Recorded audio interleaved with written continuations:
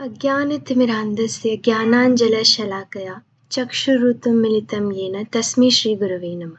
आदरणीय वक्तागण, दाक्षी के समस्त सम्मानित सदस्यगण और इस साहित्यिक संध्या में अपना समय देने वाले समस्त आदरणीय सुधीजन, आप सभी का हार्दिक स्वागत एवं अभिनंदन। महाकवि जयशंकर प्रसाद ने कामायनी में कहा है, नारी तुम केवल श्रद्धा हो, विश्वास रजत न पगतल में, पीयूष स्रोत से बहा करो जीवन के सुंदर समतल में। ये पंक्तियाँ भारतीय साहित्य की उस दृष्टि का सार है जिसने स्त्री को सदा सृष्टि का केंद्र शक्ति माना। भारतीय परंपरा में हर कार्य का शुभारंभ ज्ञान की देवी माँ सरस्वती के स्मरण से किया जाता है। तो हम आप सभी से निवेदन करते हैं कि प्रणाम मुद्रा में बैठिए, माँ सरस्वती का स्मरण करते हैं। या कुंदेन्तु तुषारहार धवला या शुभ्रवस्त्रावृता या वीणावरदण्डमण्डितकरा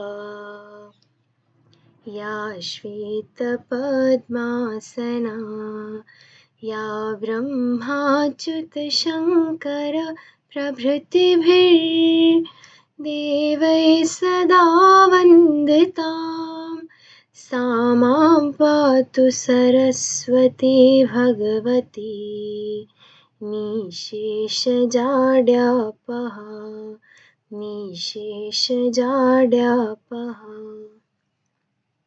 धन्यवाद। अब आगे बढ़ने से पहले आइए हम उस मंच के सार को समझें जिसने हम सभी को एक साथ जोड़ा है। दाक्षी। दाक्षी का पूर्ण नाम है भारतीय प्राचीन ज्ञान प्रणालियों और विरासत का उद्घाटन, means disclosing the ancient knowledge systems and heritage of India. यह केवल एक संगठन नहीं बल्कि एक सार्थक पहल है जिसका उद्देश्य भारत की गहन ज्ञान परंपराओं और समृद्ध सांस्कृतिक विरासत को पुनर्जीवित करना है, उनका पुनर्व्याख्यान करना और उन्हें पुनर्स्थापित करना है, वह भी शैक्षणिक संवाद के माध्यम से। अपने निरंतर प्रयासों के माध्यम से दाक्षी ऐसे मंचों का निर्माण कर रहा है जहां प्राचीन ज्ञान केवल अतीत तक सीमित नहीं रहता बल्कि उसे समकालीन विचारों और शोध के साथ सार्थक रूप से जोड़ा जाता है। दाक्षी साहित्य परिषद दाक्षी का एक महत्वपूर्ण अंग है जो भारतीय साहित्यिक परंपराओं के संरक्षण, संवर्धन और प्रसार के लिए समर्पित है। इसका उद्देश्य प्राचीन एवं आधुनिक साहित्य के माध्यम से भारतीय ज्ञान परंपरा को समझना, उसका गहन अध्ययन करना तथा युवाओं के साहित्यिक चेतना और अभिव्यक्तियों के माध्यम से ज्ञान और संस्कृति के बीच एक सशक्त सेतु का कार्य करती है। दाक्षी साहित्य परिषद की ओर से हमारी स्पीकर आदरणीय डॉक्टर सुनीता मीना जी का इस मंच पर हार्दिक स्वागत एवं अभिनंदन करते हैं। डॉक्टर सुनीता मीना जी जो रामजिस कॉलेज दिल्ली विश्वविद्यालय के संस्कृत विभाग में सहायक प्रोफेसर तथा शिक्षक प्रभारी के रूप में कार्यरत है। आपने वर्ष 2015 में दिल्ली विश्वविद्यालय से संस्कृत में पीएचडी की उपाधि प्राप्त की है जिसका शोध विषय नाट्य शास्त्र से संबंधित रहा है। इससे पूर्व आपने राजस्थान विश्वविद्यालय जयपुर से संस्कृत में एमए तथा बीए की उपाधियाँ प्राप्त की और यूजीसी नेट को भी उत्तीर्ण किया। डॉक्टर मीणा को संस्कृत नाट्य शास्त्र और भारतीय रंगमंच एवं सौंदर्य शास्त्र तथा नाट्य आलोचना एवं प्रदर्शन अध्ययन जैसे क्षेत्रों में विशेष रुचि और गहन विशेषज्ञता प्राप्त है। उनके कई शोध पत्र राष्ट्रीय एवं अंतर्राष्ट्रीय स्तर की प्रतिष्ठित पत्रिकाओं में प्रकाशित हो चुके हैं। वर्ष 2015 से अब तक आप निरंतर शिक्षण एवं शोध के क्षेत्र में सक्रिय रहते हुए हम विद्यार्थियों को मार्गदर्शन प्रदान कर रही है। आपका अकादमिक योगदान न केवल ज्ञानवर्धक है बल्कि भारतीय ज्ञान परंपरा को समकालीन संदर्भों में जोड़ने में भी अत्यंत महत्वपूर्ण है। आपकी उपस्थिति के लिए बहुत बहुत आभार मैम। हमारी आज की दूसरी वक्ता है doctor Amita Mishra ma'am. Delhi college arts and commerce में हिंदी साहित्य के सहायक आचार्य के पद पर प्रतिष्ठित है। इनका जन्म रायबरेली उत्तर प्रदेश में हुआ, वहीं से शुरुआती दौर से इनकी संपूर्ण पढ़ाई हुई है। विद्यार्थी जीवन में सदैव अच्छे विद्यार्थी की भूमिका में रही है। कक्षा 10वीं से लेकर एमए तक लगभग सभी कक्षाओं में प्रथम श्रेणी में पास की है। कई कक्षाओं में अपना स्थान प्रथम स्थान पर भी रख चुकी है। सन 2004 में ये जवाहरलाल नेहरू विश्वविद्यालय में यूजीसी फेलो के रूप में प्रवेश लिया। 5 वर्ष तक इन्होंने वहाँ शोध कार्य किया। इसके पश्चात इन्होंने 2008 में श्यामलाल आनंद कॉलेज में पढ़ाना शुरू किया। वहाँ 1 वर्ष पढ़ाया। 2009 से 2022 तक इन्होंने लक्ष्मीबाई कॉलेज में अध्ययन करवाया। इसके बाद भी Delhi college of arts and commerce में स्थायी आचार्य के रूप में कार्यरत है। लेखन कार्य में इनको विशेष रुचि है। इस लेखन की शुरुआत सबसे पहले जानी-मानी पत्रिका इंडिया टुडे में बुक रिव्यू लिखने से हुई थी। 2008 से लेके 2012 तक इन्होंने इंडिया टुडे में बुक रिव्यू लिखे। उसके बाद हिंदी की अन्य पत्रिकाओं में हंस, कथाक्रम, समकालीन भारतीय साहित्य, तद्भव, साखी आदि में भी अनवरत लिखती रही हैं। सन 2025 में इन्होंने एक पुस्तक अहिल्याबाई होलकर पर लिखी एवं संपादित की। अभी लक्ष्मीबाई पर एक पुस्तक पर ये कार्यरत हैं। भाषा और लिपि में भी इनके शोध पत्र लिखे गए हैं। इसके अलावा ये कविताओं का संपादन भी करती हैं। कविता की एक पुस्तक कभी-कभी कुछ नहीं मिलता सन 2021 में इनकी ओर से प्रकाशित हो चुकी है। आप सभी का हार्दिक स्वागत है मैम। विलंब ना करते हुए मैं सुनीता मैम को अपने विचार प्रस्तुत करने के लिए आमंत्रित करना चाहती हूँ। Please ma'am.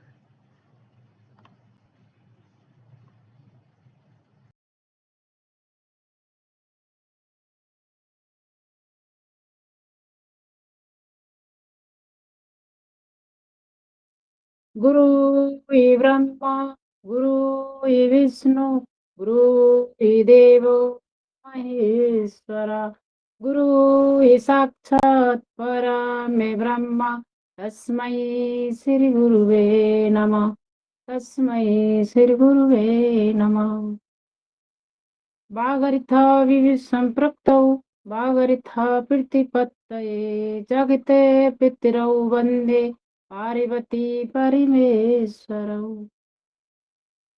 इस दाक्षी साहित्य परिषद के संयोजक कर्तव्य प्राची और सभी छात्रगण और अमिता मैम, मैं आपका बहुत बहुत धन्यवाद ज्ञापित करती हूँ कि आपने इस परिषद की तरफ से इतना अच्छा मंच जो सुशोभित किया। और आप लोगों ने यहाँ मैडम को और मुझे बुलाया। बच्चे बहुत दिन से बहुत मेहनत करके कह रहे थे कि मैम आप हमें टाइम बता दीजिए, टाइम बता दीजिए, लेकिन हमें कुछ ऐसी व्यस्तताओं के कारण हम टाइम नहीं दे पाए।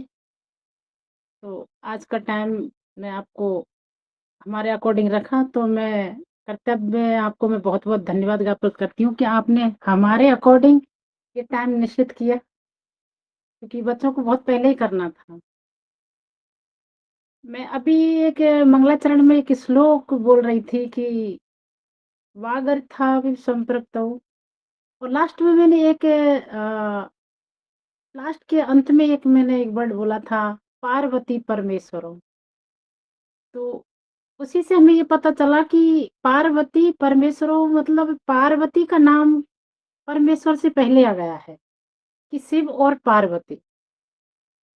इसका मतलब है कि जहाँ भी हम कहीं कोई भी उच्चारण करते हैं या कुछ श्लोक उच्चारण करते हैं या कोई मंत्र उच्चारण करते हैं या कोई भी धार्मिक क्रियाएं करते हैं, तो कहीं ना कहीं हम उसी बिंदु की ओर जा रहे हैं जो आज का हमारा विषय है, कि संस्कृत साहित्य में नारीवाद।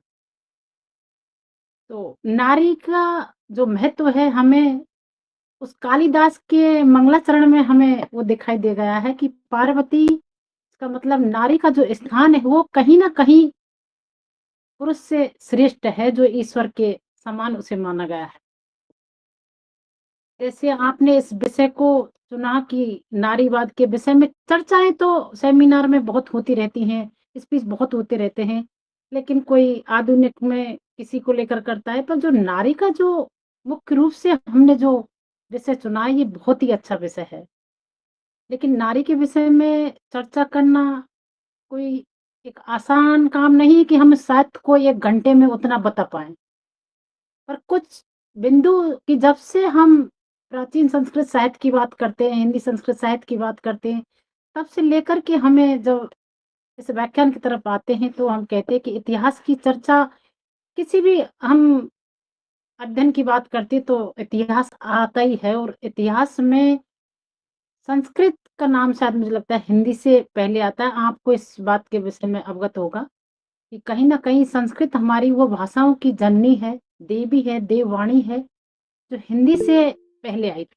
तो वहाँ इसकी चर्चा हमें इतिहास में मिलती है कि वैदिक जो साहित्य है, आप सब जानते हैं कि जो वेद हैं वो प्राचीन ग्रंथ हैं, और उन वेदों में इस नारी का जो उल्लेख है वो हमें स्पष्ट रूप से मिलता है कि वैदिक साहित्य की जब बात करते हो तो वेद में कहा गया है, नारी ने ज्ञान, पराक्रम, बुद्धि, बल, ज्ञान की दृष्टि से अपने आप को आज तक आत्मनिर्भर बनाने के रूप में आज उसको किसी भी क्षेत्र में जब हम देखते हैं तो अपने आप को उन दिनों से उजागर करके यहाँ लेके आई है। इसका मतलब है कि अपने आप को उसने आत्मनिर्भर बनाने के लिए आज हम जब देखते हैं तो हमारा जो चारों तरफ का पहलू है, वो कहीं न कहीं पुरुषों से आगे और बढ़ गया। एक तरफ वेदों की तरफ जाते हैं तो नारी की केवल धार्मिक दृष्टि से अर्धांगिनी है, धर्मचारिणी है, लेकिन उतना सत्तात्मक होने के कारण, चारदीवारी के अंदर रखने के कारण उतना नहीं कर पाती थी, जो आज हमें सब कुछ दिखाई दे रहा है। क्योंकि नारी की जो स्थिति है वो अलग-अलग समय में अलग-अलग तरीके से रही है। जो आज का हमारा मुख्य विषय है वो संस्कृत साहित्य में नारी जो प्राचीन काल से लेकर के इसके बहुत आयामी विषय रहे हैं। आधुनिक संस्कृत नाटकों में, महाकाव्यों में, आधुनिक गद्य काव्यों में इसकी जो बौद्धिक क्षमता का जो उजागर रूप है, वो हमें देखने को मिलता है। क्योंकि जितना इसका विस्तृत रूप रहा है कि कहीं अपनी रचनाएँ लिखती थी, वो आज का जो मुख्य विषय है उसी को लेकर के जो वेदों की नारी है वो कहीं न कहीं अपने आप को उजागर करके लेके आई है। वो बौद्धिक क्षमता का जो रूप हमें दिखाई देता है। जैसे वैदिक काल में गार्गी थी, मैत्रेयी ऐसी विदुषी महिलाएँ थी जो स्वयं मंत्र लिखती थी। ऋषि के साथ-साथ स्वयं मंत्र लिखती थी, इसलिए इन्हें ऋषि काहे कहा गया। जैसे हम ऋषि कहते हैं तो महिलाओं को ऋषि काहे कहा। नारी समाज की सृष्टि का आधार है, अर्धांगिनी है। और वेदों में नारी को एक सम्मान स्थिति के साथ माना गया है, जहाँ कहा गया है कि यत्र नार्यस्तु पूजन्ते रमन्ते तत्र देवता, कि जहाँ नारियों की पूजा होती है वहीं देवताओं का निवास होता है। इसका मतलब है कि नारी का सम्मान वेदों में था। और जो हम ये बात कह रहे हैं कि कालिदास तक पार्वती परमेश्वर हो, तो वो आज भी है। और आज जब हम देखते हैं तो अपनी बौद्धिक क्षमता से आगे उजागर होकर आई है। तो आज हम किसी भी पद को देख रहे हैं, क्योंकि ये सूक्ति जो सम्मानजनक जनक सृष्टि जो प्रकट करती है कि नारी की पूजा होती है, वहीं देवताओं का निवास होता है। तो नारी एक लक्ष्मी है घर की। क्योंकि हम सामान्य भाषा में कह देते हैं कि एक यदि एक महिला ऐसी एक परिवार से पड़ जाएगी तो शायद 3-4 पीढ़ियाँ पड़ जाती हैं। उनकी पढ़ाई का महत्व तो वहाँ दिखाई देता है, जो पहले केवल वो एक दीवारी के अंदर थी। ऋग्वेद के 10वें मंडल में जब हम जाते हैं तो जब एक वधू ससुराल जाती है तो उसे साम्राज्ञी के रूप बताया गया है, उसे रानी के समान माना गया है। लेकिन ऋषिकाएँ कहीं हम सोच नहीं पाते कि वो वेदों में मंत्र भी लिखती थी। ऐसा धार्मिक अनुष्ठान करने का यज्ञ में जब भी कोई यज्ञ करता है तो कहीं न कहीं उसे अपने पुरुष के साथ में स्त्री को रखा जाता है। पृथ्वी सूक्त में ये भी कहा गया है कि भूमि पृथ्वी अहम पृथ्व्या, कि भूमि माता भूमि और पुत्रो अहम पृथ्व्या, कि मैं उसका पुत्र हूँ और पृथ्वी मेरी माता है। जिस प्रकार से अथर्ववेद के अग्नि सूत्र में उस पृथ्वी सूक्त में पृथ्वी को माता बताया गया है, जिस प्रकार से पूरी पृथ्वी हमारा वहन करती है, हमारा बोझ ढेलती है, वैसे ही एक जो स्त्री है, जो नारी है, वो पूरे समाज का, परिवार का, राष्ट्र का, हमारा सबको एक वहन करती है। क्योंकि पृथ्वी को एक वहन करने वाली स्त्री के समान माना गया है कि मैं उसका पुत्र हूँ और पृथ्वी मेरी माता है। ये नारी को एक पोषण सर्वोच्च स्थान मानने का एक दर्जा दिया गया है, क्योंकि पृथ्वी सूक्त में समाज का पोषण करने वाली स्त्री बताई गई है। तत्पथ ब्राह्मण की जब हम बात करते हैं, ब्राह्मणों में क्योंकि वेद, ब्राह्मण, सूत, उपनिषद, आरण्यक, इनमें सबों में जो अलग-अलग काल रहे थे, जैसे कहा गया है कि भारतीय संस्कृति में नारी कर्म की क्रिया है, वहीं धर्म की एक धुरी है नारी। सतपथ ब्राह्मण में ये शब्द कहा गया है कि नारी कर्म की क्रिया है, कि कर्म की जहाँ क्रिया है, वहीं धर्म की भी एक धुरी है नारी, कि धर्म कोई भी धार्मिक कार्य करते हैं तो बिना स्त्री के वो संपन्न नहीं होता है। इसी प्रकार से जब हम वैदिक साहित्य से लोक समाज की तरफ जाते हैं, धीरे-धीरे लोक समाज में लौकिक साहित्य। लौकिक साहित्य की जब आते हैं कि साहित्य को 2 प्रकार से हम विभाजित करते हैं, वैदिक साहित्य और लौकिक साहित्य। लौकिक साहित्य में जब हम जाते हैं तो रामायण, महाभारत, पुराण इत्यादि आते हैं और फिर हम धीरे-धीरे ये कालिदास, माघ, दंडी इनकी तरफ आते हैं और आधुनिक काल की तरफ आ जाते हैं। यहाँ इन्होंने ये कहा कि जब रामायण की बात आती है तो रामायण एक ऐसा ग्रंथ है लौकिक साहित्य का जो समाज को उपदेश देता है। चाहे वो पिता के रूप में हो, चाहे वो पत्नी के रूप में हो, चाहे वो माता हो। हम कहते हैं कि पत्नी हो, पतिव्रता हो तो ऐसी हो जैसी सीता है। क्योंकि जब रामायण कालीन समाज था, नारी शिक्षा, धार्मिक स्वतंत्र स्वयं अपना अधिकार लेती थी। कि धर्म और त्याग का जो काल था, जो स्त्रियों में त्याग की जो भावना थी, जो धर्म की जो भावना थी, वो रामायण काल में थी। जो सीता की तरफ जाते हैं, सीता पतिव्रता होने के साथ जैसे कहा कि वनवास में रहते हुए भी वो कितनी दुखी थी, लेकिन वो धार्मिक आध्यात्मिक शांति के लिए वो पति के साथ बैठ कर के पूजा पाठ करती थी।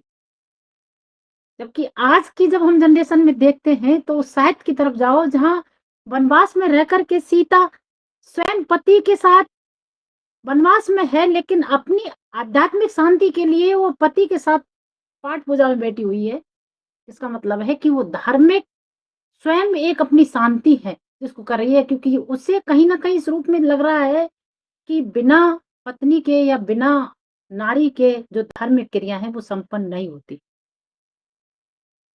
तो वेद से जब हम इधर लौकिक साहित्य की तरफ आते हैं तो रामायण में ये सीता की जो अग्नि परीक्षा है, उस समय की कठिन परिस्थितियों को एक चुनौतियों का पता चलता है कि मतलब नारी को एक कठिन परिस्थिति भी झेलने के लिए वहाँ वनवास में इतनी दी है और फिर भी वो अपनी शांति के लिए इतना प्रयास कर रही है।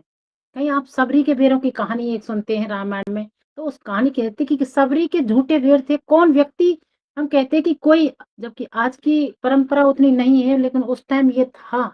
हम कहीं साहित्य में चीज़ें पढ़ते हैं कि कोई भी पुरुष स्त्री का झूठा नहीं खाता है और यदि वो खाता है, तो सबरी की जो कहानी सुनी होगी तो उसमें हमने ये पढ़ा कि उसकी ये बौद्धिक क्षमता का प्रतीक है। उसकी बौद्धिक क्षमता का प्रतीक है कि कोई उसकी, हम कहते हैं कि जैसे तुम किसी का झूठा खाओगे तुम्हारी बुद्धि वैसी हो जाएगी। ये बुद्धि होना, ना होना वो हमें नहीं पता चलता किसकी, लेकिन सबरी के झूठे बेर खाना ये उसकी बौद्धिक क्षमता का प्रतीक है। जैसे हम कोई भी नाम ले रहे हैं वहाँ राम की तरफ देखो, सीताराम, पार्वती परमेश्वर।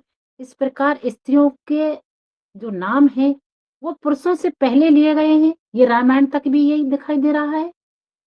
यहाँ स्थान जो रामायण काल है उसमें स्त्रियों की सम्मान सूचक बात कह दी गई है। इसको हम कहीं न कहीं उसी रूप में मान रहे हैं कि स्वयं अपनी कठिन परिस्थिति से स्वयं जूझ कर के वो अपना सामना स्वयं कर रही है सीता। और एक तरफ वो समाज को उपदेश दे रही है कि धैर्य और कर्तव्य और कठिन परिस्थितियों को सामना करते हुए भी त्याग और धैर्य की संभावना से वो पति के साथ धार्मिक कार्यों में पाठ पूजा में बैठी हुई है, वनवास के साथ। तो दोनों रूप हमें देखने को मिलते हैं। कहाँ एक वैदिक काल की तरफ जाते हैं, क्योंकि लौकिक साहित्य केवल लोक उपदेश दे रहा है।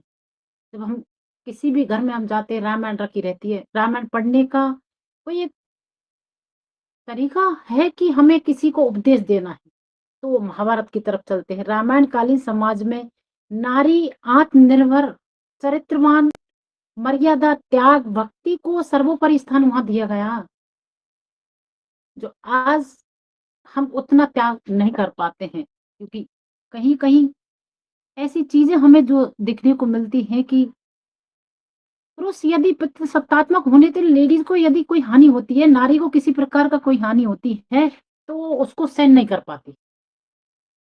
लेकिन उस काल में ये था कि उसे सहन करते हुए भी कहीं न कहीं उन्हीं परिस्थितियों में, उसी कठिन परिस्थितियों में उसे जूझना होता था। उसी के साथ इसी के जुड़ा हुआ दूसरा काल जब महाभारत की तरफ जाते हैं हम, तो रामायण में जहाँ दया, मर्यादा, त्याग, धैर्य ये था, वहाँ महाभारत में उसी प्रकार की छल-कपट वाली जो बातें हैं, क्योंकि द्रौपदी पुरुष प्रधान यहाँ महाभारत काल में माना गया, जहाँ पिता, पति, पुत्र के अधीन निर्भर रहती थी स्त्री। तो समाज में सम्मान के साथ-साथ उसे जैसे अपहरण जैसे और द्रौपदी को एक वस्तु की तरह यूज़ किया गया था। महाभारत में एक थोड़ा-सा अंश कहीं मिलता है कि यहाँ उसको एक वस्तु की तरह यूज़ करने का मतलब है कि उसके जुए पर दाँव लगाना। और उसके साथ ऐसी चुनौतियों का सामना उस द्रौपदी के करा, तो उसने कहा था कि तुम सभा में बैठे हुए और यहाँ चीर-हरण हो रहा है, लेकिन उसकी कोई सुनवाई नहीं थी। और आज हमारे ऊपर ये चीज़ें हैं कि हम कहीं भी किसी भी चीज़ का सहारा लेकर के हम अपनी बात को रख सकते हैं। नारी का जो रूप है, स्वयंवर की जो प्रथा है, स्वयं चुनने की जो प्रथा है, ऐसी चर्चा हमें महाभारत में मिलती है कि कई महिलाओं को एक वस्तु की तरह समझना नहीं चाहिए। आप एक तरफ ये कह रहे हैं कि जहाँ नारियों की पूजा होती है, वहाँ देवता निवास करते हैं, और कहाँ एक महाभारत में एक नारी को एक वस्तु की तरह प्रयोग किया जा रहा है। तो ऐसा इतिहास हम वेद से लेकर के, अथर्ववेद से लेकर के, रामायण से लेकर के महाभारत की तरफ हम जाते हैं, तो द्रौपदी को जुए में दांव पर लगाना एक अच्छी बात नहीं है। तो इसका महाभारत में नारी की स्थिति एक जटिल थी। नारी समाज की रीढ़ की तरह एक सर्वोच्च स्थान रखती है, लेकिन कहीं न कहीं उसे दबाया जाता था। क्यों? क्योंकि उसे चारदीवारी के अंदर कला में वो निपुण थी, बट उसे कहीं न कहीं बाहर निकलने का मौका उतना नहीं दिया जाता, और जितना कभी वो बचपन से ही कभी वो पिता के अधीन है, कभी वो भाइयों के अधीन है, कभी वो पुत्र के अधीन है, और उसी अधीनता के रहते-रहते हुए वो अपनी जो खुद की जो कला थी, उसको कभी वो बाहर नहीं निकाल पाई। और आज हम जब इस जगह हैं और आज हमारे देश को देखते हैं, हम दिल्ली जैसे शहर को देखिए, हर पद पर कोई भी आप क्षेत्र ले, चाहे मंत्री का पद हो, राजनीतिक पद हो, चाहे सेना का पद हो, चाहे रिक्शे से लेकर के और आप एरोप्लेन तक की बात करेंगे, वायुयान तक की, तब भी यही हालत है कि हम अपने आप को जाकर इतनी कठिन परिस्थितियों के साथ भी यहाँ उनको ले गए, जबकि वेदों में ये बात बता दी गई है कि नारियों का क्या स्थान है, लेकिन स्त्रियों ने बहुत कुछ झेला है। पितृसत्तात्मक के होने के साथ-साथ पारिवारिक व्यवस्थाओं में बंधनों से बंधी हुई नारी इस प्रकार से अपने आप को कैसे यहाँ लेकर गई कि वैदिक साहित्य में आज तक हम नारी का स्थान जो देखते आए हैं, आज की नारी चेतना का पुष्पलित जो हो रहा है, वो केवल और केवल अपनी दक्षता के साथ, अपनी बौद्धिक कुशलता के साथ, क्योंकि समय के साथ-साथ नारी की स्थिति में बदलाव आया है। चारदीवारी से निकल के वो पुरुषों के साथ अपने कंधे से कंधा मिलाकर चल रही है। राजनीतिक, सेना, विज्ञान, व्यवसाय जैसे हर क्षेत्रों में वो अपने आप को सामने लेकर के आई है। आधुनिक संस्कृत नाटकों में नारी चेतना सामाजिक परिवर्तन के साथ आत्म अभिव्यक्ति कर रही है। कुछ ऐसे जो नाटक चुने जा रहे हैं, ऐसे महाकाव्य हैं, ऐसी रचनाएँ हैं जिनमें ऐसे बिंदुओं को ला जा रहा है जो समाज में चेतना को बढ़ाए। जैसे नारी, आज की नारी कोई अबला नारी नहीं है, अपितु वो सशक्त और ये बौद्धिक रूप में चित्रित हुई नारी हमें आज की देखने को मिलती है। जैसे संस्कृत महिलाओं ने अपनी रचनाओं में न केवल साहित्यिक क्षमता का प्रदर्शन किया है, अपितु रचनाओं के साथ-साथ सामाजिक चेतना को उजागर किया है। जैसे बहुत ही एक पंडित छवारा हमारी एक संस्कृत नाट्यकार महिला है, उसने अपराजिता एक लिखा है, उसमें दहेज प्रथा पर आधारित कुछ इतनी बड़ी कहानी लिखी हुई है। कहीं-कहीं कोई भ्रष्टाचार को लेकर लिखी हुई है, कहीं एक भ्रूण हत्या को लेकर के लिखा गया है। और आज के कोई भी सिनेमा मंच पर हम चले जाते हैं तो संस्कृत की जो स्थिति है वो ये है कि किसी न किसी बिंदु को उस तरीक़ा से उजागर किया गया है ताकि लोग उससे मोटिवेशन मिले। जैसे हमारे यहाँ संस्कृत साहित्य में नारी को ये केवल ग्रस्त तक सीमित नहीं रखा गया है। हम किसी जैसे आप लोग हमारे यहाँ कालिदास की बात करते हैं, तो हम जिस अभिज्ञान शाकुंतलम की बात करते हैं, तो अभिज्ञान शाकुंतलम का जो नाटक है, उसमें कालिदास ने एक ग्रस्त को इतने अच्छे से प्रदर्शन दिखाया है कि नाटक में कि अर्थोई कन्या परकीयविता मध्य संप्रेषु परिघृतम जातौ ममाय प्रत अंतर्नाश। क्या कहा गया है कि कन्या वास्तव में पराया धन है, और जातो ममाय मम हृदय, मेरा हृदय। इसे जिस प्रकार से हम किसी की धरोहर अपने पास रख लेते हैं और उसको यथा रूप में जब तक उसे वापस नहीं लौटा देते तब तक उसे सुरक्षित नहीं माना जाता, कि उसी प्रकार से ये जो कन्या है ये वास्तव में पराया धन है। तो स्त्री को एक तरफ हम उस हालत में देखते हैं कि वो पराया धन है, और उस जगह हम अपने आप को रख के देखते हैं तो हमें ये लगता है कि रियल में हम एक पराया धन है। क्यों? कितने टाइम वो अपने घर रहती है और कितने टाइम बाद वो अपने दूसरे घर चली जाती है, तो वो ना इधर की है और ना उधर की है। आज का जो जीता जागता उदाहरण हमें ये देखने को मिलता है कि उसे ना घर की परवाह है और ना ससुराल की परवाह है, क्योंकि उसमें इतनी कला है कि वो अपने आप को स्वयं अपने पैरों पर खड़ी होकर के वो अपना घर स्वयं बना सकती है। कालिदास ने, एक मैं उदाहरण छोटा सा उदाहरण देती हूँ कि कालिदास ने, उसके कोई संतान नहीं थी, वो एक ऋषि थे और उन्होंने किसी एक कन्या को गोद लिया था, और उस कन्या ने, कर्तव्य तुमने पढ़ा होगा अभिज्ञान शाकुंतलम, जी मैम, पढ़ा है। अमिता मैम आपने सुना है? हाँ, बिल्कुल, मुझे भी बहुत इंटरेस्ट है अभिज्ञान शाकुंतलम में। उतना हाँ, ध्यान से तो नहीं पढ़ा जितना संस्कृत वाले आप लोग पढ़ते हो, पर मुझे भी तो वो बहुत। उन्होंने जी। कन्या को गोद लिया था और वो उसे आश्रम में छोड़ दिया था। उसे आश्रम में होते-होते वो केवल बगीचे की सेवा करती थी। हाँ, ये अब जानती हूँ मैं। हाँ, हाँ, कुछ बिल्कुल। कुछ टाइम के बाद में लेकिन उसने भी एक गांधर्व विवाह किया था।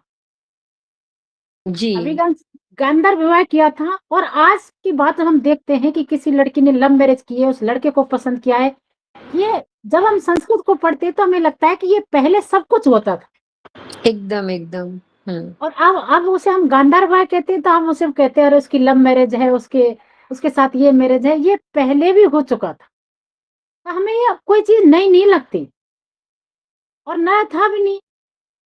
बस केवल उस जगह बाउंडेशन थी, तो वो छुपके छुपके से सब कुछ होता था। और आज की जो लड़की है वो, आज की जो नारी है वो घर से बाहर निकल चुकी है, तो उसे कोई बाउंडेशन नहीं है। बस अंतर, परिवर्तन समय के साथ परिवर्तन हुआ है, बट नारी ने अपने आप को स्टेबल इसलिए बना लिया गया है कि वो, ये बात नहीं रही कि वो न घर की है और न घाट की। मेरा अपना स्वयं का विचार है कि यदि कुछ 20-25 साल अपने फादर के पास रहती है और 20-25 साल बाद अपने पति के पास रहती है, और वो भी दहेज के कारण या किसी भी परिस्थिति के कारण लेडीज को यदि धक्का मार देता है और वो अपने घर भी नहीं जा पाती है, तो इसका मतलब मुझे, मेरा जो अनुभव है नहीं 20 सालों का, तो मैं इनको ये मानती हूँ कि वो कहाँ से आज तक अपने आप को स्टेबल अपना घर स्वयं बना सकती है, आत्मनिर्भर है, कि उसे इतनी दक्षता। लेकिन वेदों में केवल उसे धर्म की दृष्टि से अच्छा माना गया। उसके बाद में रामायण महाभारत तक उसे ये स्थान दिया गया है, लेकिन संस्कृत में उतना उजागर उसे नहीं किया गया है। पितृसत्तात्मक होने के कारण उसे चारों दबाव, केवल चाहे वो हाथ की बुनाई करे, सिलाई करे, लेकिन एक घर के अंदर, एक चार दीवारी के अंदर, तो वहां से निकल कर के आज एक नारी को यहाँ तक लाया गया, और वो स्वयं, क्योंकि जब उसमें आज इतनी क्षमताएं हैं, तो जब वो मंत्र लिखती थी उतनी क्षमताएं, तो बौद्धिक क्षमता उस टाइम भी थी, लेकिन उसे मौका नहीं मिला था। तो हमारे इतिहास, संस्कृत साहित्य का इतिहास ये बताता है कि वेदों में जब वो मंत्र लिखती थी तो उसकी बुद्धि का आकलन आज तक हम देखते आ रहे हैं। तो आज का हर पद, कोई भी पद आप देख लो जहां स्त्री ना हो, कहीं न कहीं मुझे ऐसा लगता है आज की कि शायद मुझे लगता है कि पुरुषों से ज़्यादा बुद्धि स्त्रियों में है, कि वो घर को भी मैनेज करती हैं, वो अदर फैमिली को भी मैनेज करती हैं, वो जॉब भी करती हैं, बच्चे को भी करती हैं। तो एक एक आदमी केवल एक बर्डन करता है कि वो बस फैमिली का सहारा है। लेकिन लेडीज़ मुझे लगता है कि आज जहाँ ये हमारा देश जो प्रोग्रेस पर है और आज हम यहाँ जब बैठे हुए हैं, ये केवल और केवल स्त्री की एक बौद्धिक क्षमता है। अपनी एक स्वयं की एक आत्मनिर्भरता की जो एक जिज्ञासा है, एक जुनून है, उस जुनून ही है जो आज हम तक यहाँ हमको लेकर आया है। जैसे मैं अ, नारी केवल सुक्तों के माध्यम से अपने आप को नहीं बनाया है। कर्तव्य टाइम तो नहीं हो जाएगा? नहीं मैम, टाइम है, अभी बहुत टाइम है। तो कहने का मतलब जैसे हमने ये कहा कि इस दुनिया की शान है नारी, शक्ति की अवतार है नारी, घर की आंगन और मुस्कान है नारी, ईश्वर के समान है नारी। का मतलब है कि ईश्वर के समान है नारी, जिस घर में स्त्रियों की सम्मान होता है, स्त्रियों की पूजा होती है, उस घर में शांति रहती है, उसमें लक्ष्मी का निवास होता है। हम सामान्यतः भी ये बात तो कह देते हैं कि जिस घर में स्त्रियों को सम्मान दिया जाता है, उस घर में हमेशा शांति होती है। और ये बिल्कुल ठीक है। आपके घर में, हमारे घर परिवार में, जब हमारे घर में मम्मा रूठ जाती है, तो पूरे घर में अशांति हो जाती है और मम्मा को शांत कर लो, पूरा घर शांत हो जाता है। जब मम्मा पूरे घर में बड़बड़ाने लग जाती है, तो बच्चे ना पापा सब तंग आ जाते हैं कि बस आज तो पूरा मूड खराब है। तो इसका मतलब क्या है? ईश्वर के समान है, मानो कि हमारे घर में शांति है, इसका मतलब भगवान आया है। तो ये जो शायरी है, इस दुनिया की शान है नारी, शक्ति की अवतार है नारी, घर का आंगन मुस्कान है नारी और ईश्वर के समान है नारी। तो बिल्कुल ये बात कहीं न कहीं ठीक है कि ईश्वर के समान है, ईश्वर के समान उसकी पूजा करो, ईश्वर के समान उसे मानो और उसे दर्जा दो। ये देश, ये परिवार, ये घर, ये बच्चे केवल और केवल उसकी एक प्रोग्रेस का एक कारण है, जो कहीं न कहीं हमारा देश, परिवार सब आगे की तरफ उन्नत करेगा। तो मेरा अपनी तरफ से ये एक विषय है कि संस्कृत साहित्य की बहुत बड़ा साहित्य है। हम जब एक टचिंग में चलते हैं कि बस वेदों में क्या था, रामायण में क्या था, वैदिक साहित्य में, कलाओं में निपुण किया का जब नाट्यशास्त्र की बात करते हैं तो एक कहा गया है कि संसार एक रंगमंच है और मनुष्य इस रंगमंच पर केवल नृत्य करने आता है। जिस प्रकार से नृत्यिका नाटक करके चली जाती है और अपने पर्दे के भीतर चली जाती है, उसी प्रकार से मनुष्य इस संसार रूपी रंगमंच पर एक नृत्य करने आता है और अपना नृत्य किया और वापस चला जाता है। तो वैसे ही एक इस संसार रूपी रंगमंच पर ये नारी भी एक नर्तिका है कि वो इतना सारा रूप दिखाती है, इतनी जीवन में प्रोग्रेस करती है, इतनी कठिन परिस्थितियों को देखती है, इतनी चुनौतियों भरे हुए परिस्थितियों का सामना करती है और कहीं न कहीं उसे इतना प्रताड़ित किया जाता है कि वो एक दिन इस रंगमंच पर अपना नृत्य किया और वो वापस चली जाती है। हमने इसके अच्छे पहलुओं को केवल छुआ है इस संस्कृत साहित्य में, लेकिन हम जब नारी के साथ नकारात्मक पहलुओं की बात करते हैं, तो एक ये भी है कि लेडीज़ कहीं न कहीं इतनी परिस्थितियों के साथ इतना जूझ जाती है कि कहीं स्ट्रगल करते, करते, करते और वो ऐसा रंगमंच दिखाती है, वो नृत्य दिखाती है कि वो अपने आप को सुसाइड कर लेती है। उसका एक ही उसका कारण है कि कहीं न कहीं उसे इतना प्रताड़ित किया जाता है, जो आज हमें कम दिखाई दे रहा है। वो क्यों? क्योंकि वो अपना स्वयं अपने डिपेंड है, वो अपना काम स्वयं कर लेती हैं, तो उसे किसी प्रकार का कोई लाछन नहीं लगा सकता कि हम तुम्हारा भार सहन कर रहे हैं। जबकि मुख्य रूप से हम जब देखते हैं तो वेदों में ऐसा है कि पहले हम हमारे जब मम्मी-पापाओं के काम को देखते हैं 80 साल, 70 साल के जो हमारे फादर्स हैं, मम्मा हैं, उनको देखते हैं तो हमें ये लगता है कि रियल में हमारे जो मम्मी हैं और दादी लोग हैं, उन्होंने बहुत शोषण किया था उस टाइम पे। और मैं खुद भी इस चीज़ को फ़ील करती हूँ कि हम बहुत स्वतंत्र हैं अगले 30-40 साल बाद में। मैं खुद इतनी 35-40 साल की हूँ, तो मुझे लगता है कि 35 साल बाद में हमने बहुत कुछ प्रोग्रेस किया है 35 सालों में। क्योंकि 40 साल पहले की बात देखते हैं तो हमें लगता है कि जेंट्स तो ठीक है, उनका शोषण भी करते थे, लेकिन लेडीज भी लेडीज का शोषण करते थे। पर आज वो एक, हम कहते नहीं कि सास भी कभी बहू थी। हाँ ठीक है, सास भी कभी बहू थी और बहू भी कभी सास होगी। तो अमिता मैम बताएंगे कि अब क्या सास भी कभी बहू थी या बहू भी कभी सास है, क्योंकि लेडीज चीज को फील करती है। तो हमें लगता है कि रियल में वो बात ठीक है, क्योंकि लेडीज लेडीज की दुश्मन होती है, कहने में ही आता है, लेकिन ऐसा नहीं है। पर कहीं ना कहीं ये होता है। हाँ, मैं समाज की बनावट उस तरह की है कि जहाँ पे कुछ महिलाओं का भी उस तरह का वो हो जाता है। लेकिन आज उतना नहीं है, 50-50%, क्योंकि मैंने जो देखा है और मुझे आज भी ऐसा फील होता है मैम कि मैं गांव में जब जाती हूँ तो मुझे ऐसा लगता है कि बहुत बहुत अभी गांवों में अभी है वो चीज। अभी बहुत है, अभी बहुत रास्ता अभी भी लंबा है, कठिन है। बहुत अभी रास्ता भी है, बहुत मतलब चलना है। अभी चलना हुँ, है। बस ये है कि अभी हुँ, बहुत गांवों में तो मुझे लगता है 35-30 एबव इतना ही एकदम। प्रोग्रेस अभी हुँ, तक हुआ है। पर फिर भी बहुत हो गया है उतना कि कम से कम ये कोई ये नहीं कह सकता कि हाँ हम तुम्हें कर रहे हैं, वो एक भार नहीं कि मैं तुम्हें ला के दे रहा हूँ। जो हाँ, वेदों वेदों की जो नारी है उसमें ये था कि एक कमा के लाएगा सारे खाएंगे। वो वाली आज वो चीज नहीं है, चाहे वो छोटा मोटा कुछ भी करेंगे, हाँ, लेकिन परिवर्तन हो रहा है मतलब। परिवर्तन समय के साथ हो रहा है। जी, और आने वाले टाइम में बहुत कुछ होगा, एकदम। हमें ऐसी उम्मीद है। आपका जो आज का जो विषय है बहुत ही अच्छा है, नारीवाद। बस टाइम का एक लिमिटेशन होने के कारण हम बहुत इसे, तो मुझे लगता है फिजिकल मोड में होता तो बहुत अच्छे से इसको और दिखा।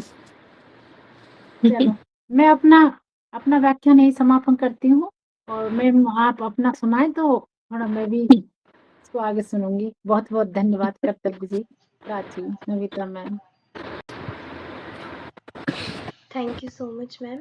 आपके विचारों ने हमें फेमिनिज्म को लेके एक नई दिशा की ओर अग्रसर, एक नया विचार प्रस्तुत करने की एक दिशा दी है। समय व्यर्थ न करते हुए मैं अमिता मैम को आमंत्रित करना चाहूँगी कि वे अपने विचार प्रस्तुत कर हम सभी को अनुग्रहित करें। शुक्रिया, थैंक यू प्राची। कर्तव्य और सुनीता मैम और बच्चों, आप सबकी टीम, मेरा ख्याल है इसका नाम जितना मैं पढ़ पा रही हूँ दक्षी है, और मुझे जुड़ करके अच्छा लगा यहाँ पर। एक्चुअली मेरा जो पोस्ट डॉक्टरेट का काम जवाहरलाल नेहरू विश्वविद्यालय में था वो स्त्री विमर्श पर था, तो मेरी थोड़ी रुचि भी है सुनीता मैम। और वो काम करते करते आपकी रुचि अपने आप विकसित हो जाती है, डेवलप हो जाती है। और उनके लिए, महिलाओं के लिए थोड़ा संवेदनशीलता भी कुछ ज़्यादा है मन में। आह, बच्चों, मैं थोड़ा क्रमशः इस पे बात करूँगी। सबसे पहले थोड़ा-सा संस्कृत साहित्य और हिंदी साहित्य में भारतीय नारीवाद, क्योंकि मेरा जो है वो जो काम रहा है वो आधुनिक पर ज़्यादा रहा है। पर चूँकि यहाँ पर आप सब हो और मेरे स्टूडेंट्स की तरह से हो, मैं कॉलेज में इतने सालों से पढ़ाती आ रही हूँ, तो बच्चों से जो हमारे स्टूडेंट्स के साथ वो बात होती है उसमें 2-4 बातें मैं सुनीता मैम यहाँ रखूँगी। कि एक तो ये है कि आपका कुछ ज्ञानवर्धन, दूसरा ये है कि आप ज्ञानवर्धन के साथ व्यक्तिगत जीवन में, जैसे मैम अभी कह रही थी कि बहुत अच्छी बातें हैं लेकिन फिर भी बड़े सारे स्ट्रगल्स हैं, बड़ी सारी चुनौतियां हैं। तो आप सब संवेदनशील बनो और चीज़ों को समझो कि क्या-क्या परेशानियां हैं। और आजकल मैं बहुत दिनों से एक बात सोचा करती थी, अपने यहाँ पर सुनीता मैम हैं और उनकी उपस्थिति में मैं कहना चाहूँगी कि बड़े दिनों से सुनीता मैम मैं अपने जो असाइनमेंट वगैरह होते थे तो बच्चों को प्लास्टिक सीट लगाने के लिए मैंने मना कर दिया। मैंने कहा भाई सरकार का ही रूल नहीं है कि वो प्लास्टिक को करे, हम भी प्रतिबंधित करते हैं अब, क्योंकि हर एक नागरिक का कर्तव्य है। और सरकारी तौर पर इन सब कामों को कितना किया जा सकता, मैं यहाँ अपने बच्चों से भी अपील करूंगी इस बात के लिए कि वो प्लास्टिक कम से कम वो करें। तो इसी तरह से एज या जब मैं प्लास्टिक की बात कर रही हूँ तो मैं ये आप लोगों को रिक्वेस्ट करूंगी कि हम सभी का एक नागरिक होने की वजह से भी कर्तव्य है कि हम थोड़ा सही व्यवहार करें, हम अपने जीवन को और आस पड़ोस को और सबको एक सही तरीके से करें, तभी शायद हमारा जीवन सही हो सकता है। जैसे बड़ी रुचिकर बात है, यहाँ पर मैम भी हैं और मैं चूंकि लगातार थोड़ा बहुत सीखने और पढ़ने की कोशिश में मेरा पूरा जीवन रहा है, या तो मैं विद्यार्थी रही हूँ या शिक्षक रही हूँ। तो एक बात, यहाँ पर बच्चे ज्यादा बड़े नहीं हैं, सब ग्रेजुएशन के हैं। फिर बच्चों से मैं शेयर करूंगी अपनी बात शुरू होने से पहले कि कहते हैं घर में जो छोटे बच्चे होते हैं उनको अगर सिखाओ कि बेटा तू ये ना कर, ऐसे मत करो, बेटी तुम ये मत करो, तो वो नहीं मानते, बल्कि वो आपका व्यवहार देख के ज्यादा सीखते हैं कि मेरी माँ कैसे करती, मेरा भाई कैसे करता है, उससे वो ज्यादा सीखते हैं। तो बोलने से ज्यादा है कि आप अपना व्यवहार करें। खैर ये तो मैं मेरे स्टूडेंट्स के बराबर इन बच्चों की उम्र है, इसलिए मैंने ये सारी बातें अध्यापक होने के नाते कही। अब मैं हमारा आज का विषय था संस्कृत और हिंदी साहित्य में भारतीय नारीवाद। मैं मुझे मैम ने बोला, सुनीता मैम ने, और मुझे चूंकि मैं भी भाषा की शिक्षक हूँ हिंदी की, तो मुझे भी संस्कृत साहित्य वगैरह में बेहद रुचि रहती है और मैं जानना चाहती थी कि थोड़ा बहुत पढ़ने की कोशिश में भी रहती हूँ, पर पढ़ने की अपनी सीमाएं हैं तो उतना नहीं है। लेकिन संस्कृत साहित्य पे मैम ने कुछ कुछ बताया और मैं अब आगे हिंदी साहित्य में नारीवाद पे बात करूंगी। सबसे पहले बच्चों, यहाँ पर बॉयज भी हैं और गर्ल्स भी हैं, तो सबसे पहले मैं ये कहना चाहूंगी कि नारीवाद क्या है। नारीवाद शब्द को हमें समझ लेना होगा, फिर हम आगे बढ़ेंगे। नारीवाद से आशय है यहाँ पर कि कुछ महिलाओं का समूह, कुछ ऐसी महिलाओं का समूह, अगर हम सरल शब्दों में कहें तो जो महिलाओं के विकास के लिए, महिलाओं की मुश्किलातें कम हों और समूह रूप में वो कुछ आग पाने के लिए, कुछ अच्छी बातों के लिए जो कमिटमेंट करते हैं, आगे बढ़ते हैं, उसको नारीवाद कहते हैं। अब ये नारीवाद की जरूरत किस लिए पड़ी, क्यों हुआ ऐसा नारीवाद और क्या है इसका स्वरूप? तो मैम ने अभी बोला कि वेदों में हमारे यहाँ नारी को बहुत अच्छा बताया गया है, मंत्रों में भी बताया गया है, और रामायण में भी सीता के चरित्र से यहाँ सभी बच्चे अवगत हैं, जानते हैं कि उन्होंने किस किस तरह से उनका जीवन रहा है। द्रौपदी की बात आई है, शबरी की बात आई है, अभिज्ञान शाकुंतलम की, कालिदास के नाटक की बात अभी मैम ने कही, और अभिज्ञान शाकुंतलम मुझे भी बहुत प्रिय है। और बच्चों ने, कर्तव्य ने भी बोला था कि उन्होंने पढ़ा है, तो मैं जानना चाहती हूँ क्या पढ़ा है, क्या कर्तव्य जी मैम, पढ़ा हमारे है? सिलेबस में था ये अच्छा सेकंड सेमेस्टर में। अच्छा अच्छा अच्छा। तो बस खैर वो जो कहानी है अभिज्ञान शाकुंतलम की, वो मुझे बहुत प्रिय है। मैंने 10वीं 12वीं में उसको पढ़ा था और वो इतनी प्रिय लगी कि मुझे अभी तक याद है। तो मैं शकुंतला के बारे में सिर्फ इतना कहना चाहती हूँ कि शकुंतला को जब दुष्यंत ने गंधर्व विवाह करने के पश्चात उनको पहचानने से इनकार कर दिया था, और शकुंतला अपने घर, अपने जो पालित पिता थे कण्व ऋषि, जिन्होंने उनको आश्रम में अपनी जगह दी थी, तो उनके यहाँ वो आकर फिर रहने लगी थी। लेकिन जब दुर्वा जो है दुष्यंत को याद आती है, और तब वो उनसे जमीन पर गिर करके माफी मांगते हैं।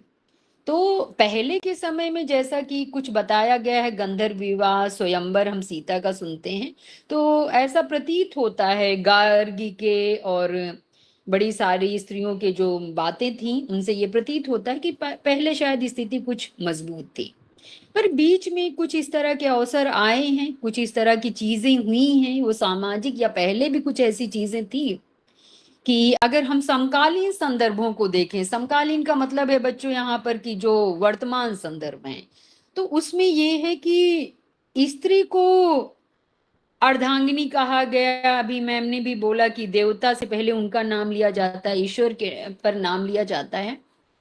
पर यहाँ पर एक प्रश्न ये हो गया कि ये न कह करके मानव माना जाए, व्यक्ति माना जाए और व्यक्ति के तौर पर उसको पूर्णता दी जाए।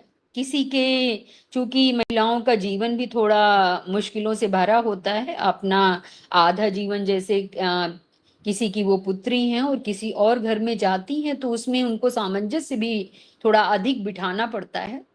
तो ये सारी चीजों की वजह से महिलाओं के सामने एक प्रश्न ये आया कि उनको as a person, as a व्यक्ति माना जाए। तो उससे शायद उनकी जो छोटी छोटी तकलीफें हैं, जो उनकी थोड़ी मुश्किलात हैं, वो कम होंगी। तो एक तो रहा ये नारीवाद और हमारा हमारे हमारे समाज का, हमारे जो पुराने जो ग्रंथ हैं, जो महाकाव्य हैं और जिस तरह से उनमें उनका आना है। और एक दूसरा, अभी मैम कह रही थी कि पुरुष ऐसा सोचते हैं, महिलाएं भी ऐसा सोचती हैं। इसके लिए बच्चे जानते होंगे कि इसके लिए एक शब्द है पितृसत्तात्मकता, जिसमें न कोई महिला सोच रही है, न पुरुष सोच रहा है, बल्कि एक इन्वायरमेंट है, एक ऐसा वातावरण विकसित है जिसमें कि महिलाओं के लिए थोड़ी सी पाबंदियां हैं। फॉर एग्जाम्पल, कोई लड़का अगर 11 बजे अपने घर आता है, 12 बजे अपने घर आता है, तो माँ एक बार पूछेगी, अच्छा भाई 12 बजे तक कहाँ गए थे। पर अगर कोई लड़की 12 बजे तक आती है रात को, तो वही 4 क्वेश्चन हो जाएंगे, पड़ोसी भी कह देंगे कि भाई आपकी बेटी तो 12 बजे आती है। तो ये बात महिला और पुरुष होने की थोड़ी बहुत है, बल्कि ज्यादा ये है कि समाज की बनावट ऐसी हो गई है जहां पर स्त्री के लिए ज्यादा पाबंदियां हैं, ज्यादा मुश्किलात हैं, और पुरुष के लिए कम है, शायद उसको ज्यादा ज्यादा स्वतंत्रता दी गई है। तो ये है हमारी पितृसत्तात्मकता। इसलिए एक शब्द है जेंडर। तो जेंडर में ये बोला गया है कि जैसे अगर जन्म हो हमारा और हमें ये ना बताया जाए, यहाँ पर बच्चे हैं, प्राची हैं, कर्तव्य हैं, मोनिका हैं, बड़े सारे बच्चे हैं, अगर कर्तव्य और प्राची को ये ना बताया जाए कि ये लड़का है वो लड़की है, तो कर्तव्य की तरह प्राची रहना शुरू कर सकती है और प्राची की तरह कर्तव्य रहना शुरू कर सकता है।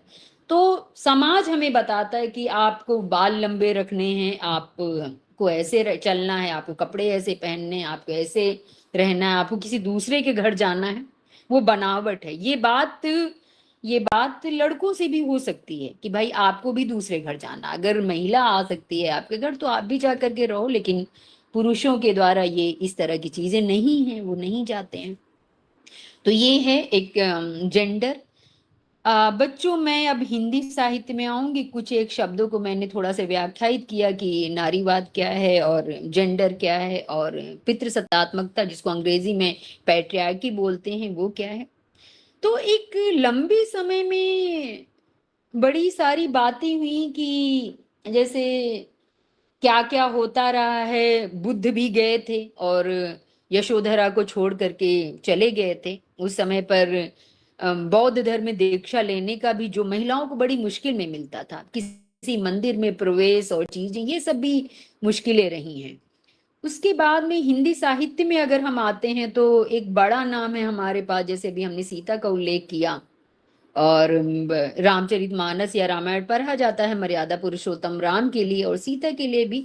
पर सीता का अगर व्यक्तिगत हम जीवन देखें तो काफी मुश्किलों से भरा था। गर्भावस्था में उनको घर भी छोड़ना पड़ा और वहां से निकलना पड़ा।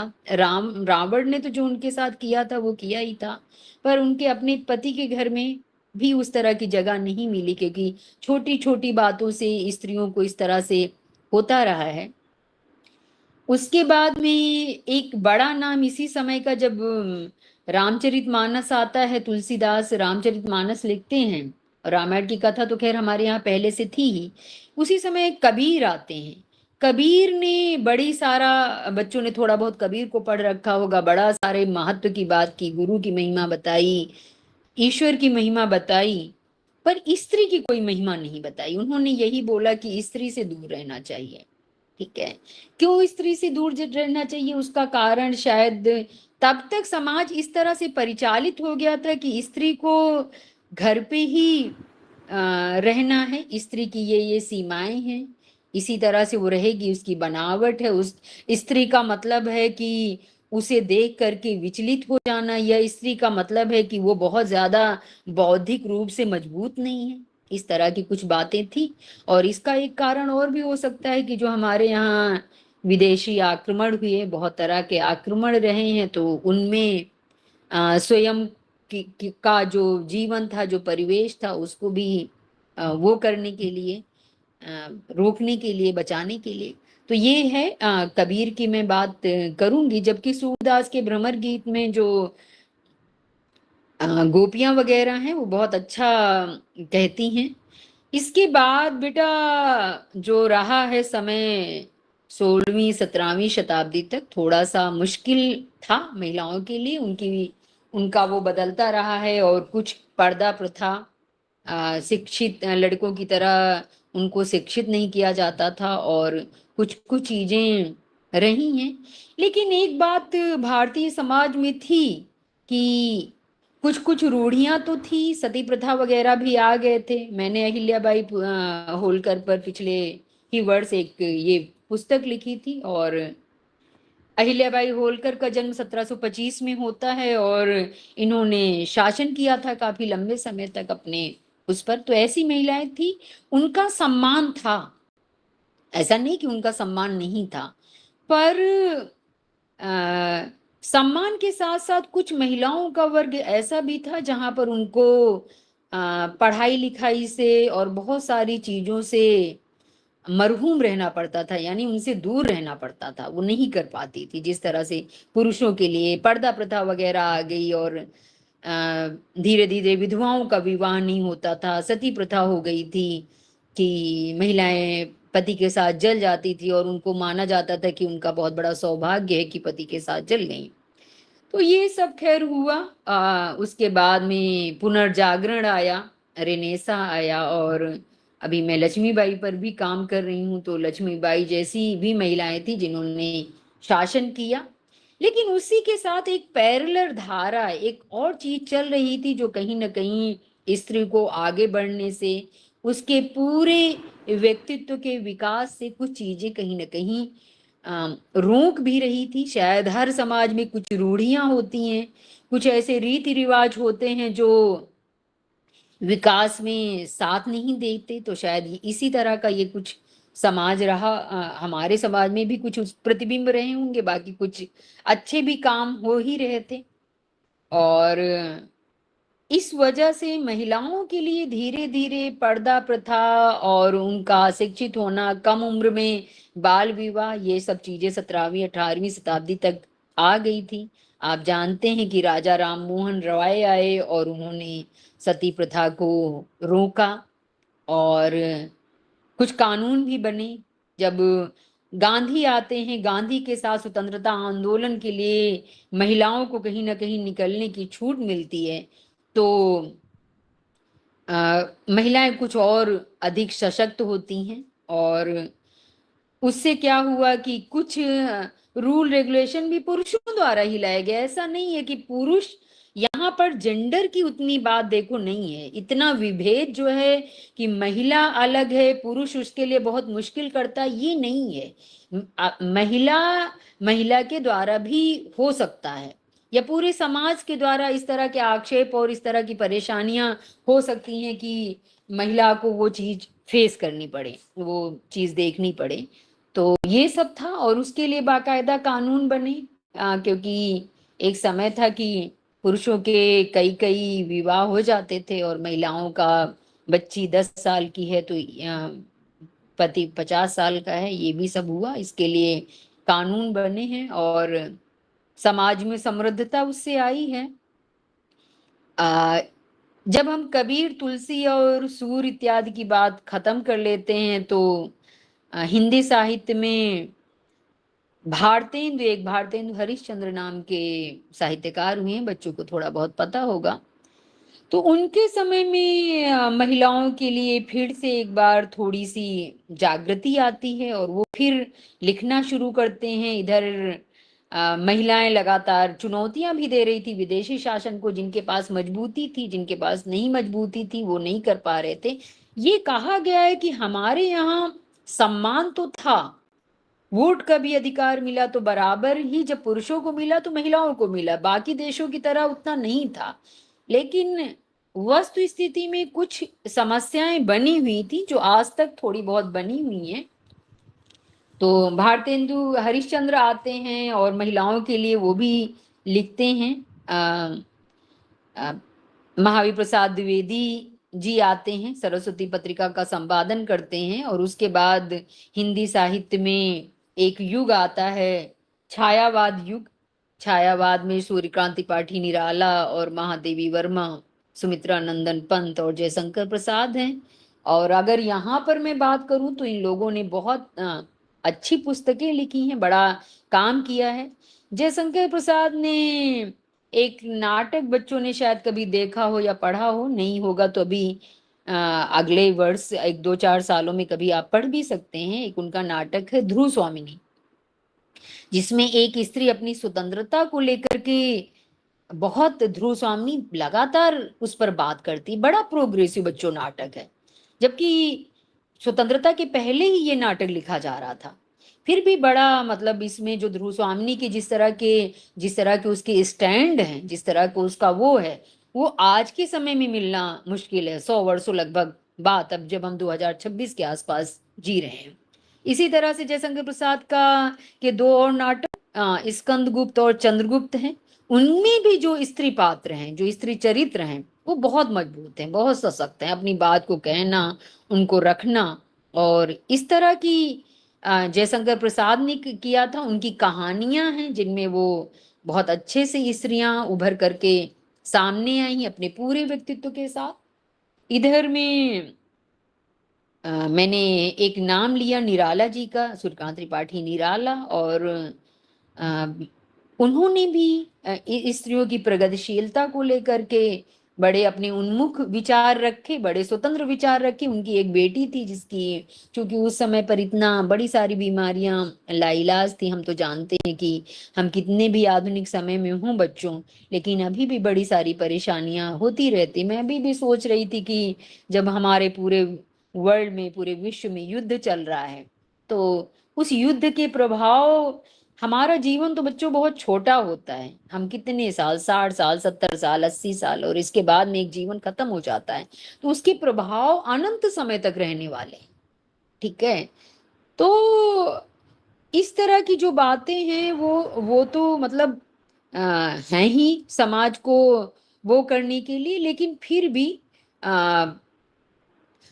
इसके साथ अभी हमने कुछ वर्षों पहले कोरोना देखा था और महामारी देखी थी, और हम इतने विकसित होकर के भी नहीं कर पा रहे थे। तो निराला वगैरह के इत्यादि के समय पर और भी इस तरह की कुछ बीमारियां होती थी, हैजा, प्लेग वगैरह, जिनको जो लाइलाज था, जिसके लिए नहीं थी चीजें। तब भी पर उनकी बेटी की मृत्यु हो जाती है, सूर्यकांत त्रिपाठी निराला की। उसका नाम रहता है सरोज, जिसकी याद में उन्होंने एक बड़ी लंबी कविता लिखी थी, सरोज स्मृति। तो बड़ी अच्छी कविता है, हिंदी साहित्य की एक जानी मानी कविता है सरोज स्मृति, जिसमें संभवतः बड़े विदारक ढंग से किसी पिता ने अपनी बेटी को याद किया था, क्योंकि समाज में एक ऐसी बनावट है। कल भी मैं कहीं कोई कविता सुन रही थी, किसी कविता समारोह में मैं शाम को कल थी, तो वहां पर कोई बेटी कह रही थी कि पिता तो हमारे साथ नहीं होते, बेटियों के साथ नहीं होते। जबकि शायद मैम है और यहाँ पर कई बच्चे हैं, सबका सच ऐसा नहीं है। बड़े सारे पिता हैं, मेरे भी पिता ऐसे थे जिनकी वजह से जो मैं कुछ भी हूँ, मैं उन्हीं की वजह से हूँ। तो बड़े सारे पिता हैं जिन्होंने अपनी बेटियों को पढ़ाने में लगातार निरंतर मजबूती दिखाई है। तो निराला ने सरोज स्मृति लिखा था, एक कविता मजदूर स्त्री पर लिखी, पहली बार जो बड़ी हिंदी की बड़ी सशक्त कविता मानी जाती है, वह तोड़ती पत्थर। मैंने देखा उसे इलाहाबाद के पथ पर, वह तोड़ती पत्थर। श्याम तन भर बंधा यौवन, गुर हथौड़ा हाथ करती बारंबार प्रहार, वह तोड़ती पत्थर।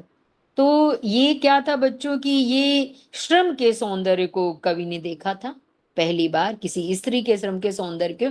क्योंकि इसके पहले कहा जाता था कि जैसे कहा गया सिय मुख सुंदर चंद्र समाना, तो खैर सीता जी जरूर चंद्र के समान सुंदर नहीं होंगी, हम सभी उनका बहुत सम्मान करते हैं, लेकिन सौंदर्य भी स्त्री के लिए अंतिम सत्य नहीं है। सौंदर्य के की अपेक्षा अगर हम अपने आप को बनाने में, अपने शरीर को गढ़ने में, जैसे लक्ष्मीबाई अपनी सखियों के साथ, सुंदर और मुंदर के साथ लगातार तीरंदाजी करती थी, खेल कूद करती थी, कसरत करती थी, वो सब करें हम, पढ़े लिखें तो शायद महिलाएं और सशक्त होंगी और अच्छा होगा। तो ये निराला जी ने पहली बार इस तरह की कविता लिखी। तो जब बच्चों कुछ महत्वपूर्ण स्तर पर कुछ चीजें होती हैं तो समाज में परिवर्तन भी आते हैं।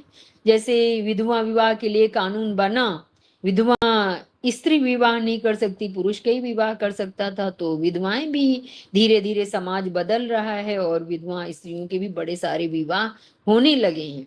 तो ऐसा नहीं है। इसी तरह से बाल विवाह कानून बना तो वो भी रहा, और हमारे लोगों को सबको लगा होगा कि ये कानूनों की जरूरत है, सती प्रथा को जाना चाहिए, तो जाना चाहिए ही था एकदम। तो ये सब चीजें थी जो असर डाल रही थी। इसी समय पर एक सशक्त नाम आता है महादेवी वर्मा का, और बच्चों ने थोड़ा बहुत उनके संस्मरण, गिल्लू वगैरह हैं, बच्चों ने पढ़ रखे होंगे या कुछ और भी, तो बड़े बड़े अच्छे शब्द हैं उनके। उनकी एक कविता है कि मैं नीर भरी दुख की बदली,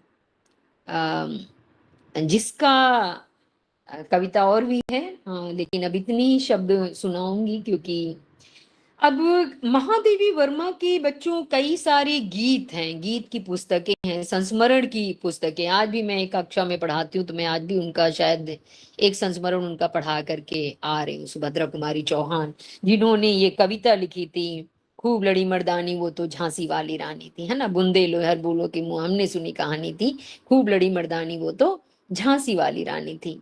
नाना के संग पढ़ती थी वो, नाना के संग खेली थी, बर्छी ढाल कृपाण कटारी उसकी यही सहेली थी। वीर शिवाजी की गाथाएं उसको याद जबानी थी, बुंदेले हर बोलो के मुंह हमने सुनी कहानी थी, खूब लड़ी मर्दानी वो तो झांसी वाली रानी थी। क्योंकि हम भारतीय नारीवाद पर बात कर रहे हैं, तो इसी बहाने हम लक्ष्मीबाई को भी याद कर रहे हैं। अच्छा बच्चों, ये जो कविता है बड़ी प्यारी कविता है और बहुत मशहूर कविता है। ये कविता सुभद्रा कुमारी चौहान ने लिखी थी। इनकी एक आध कविता हम और पढ़ाते हैं, पर ये बड़ी प्रसिद्ध कविता है जो बचपन से हमें याद है, बहुत बचपन छुटपन में हमने इसको पढ़ी थी।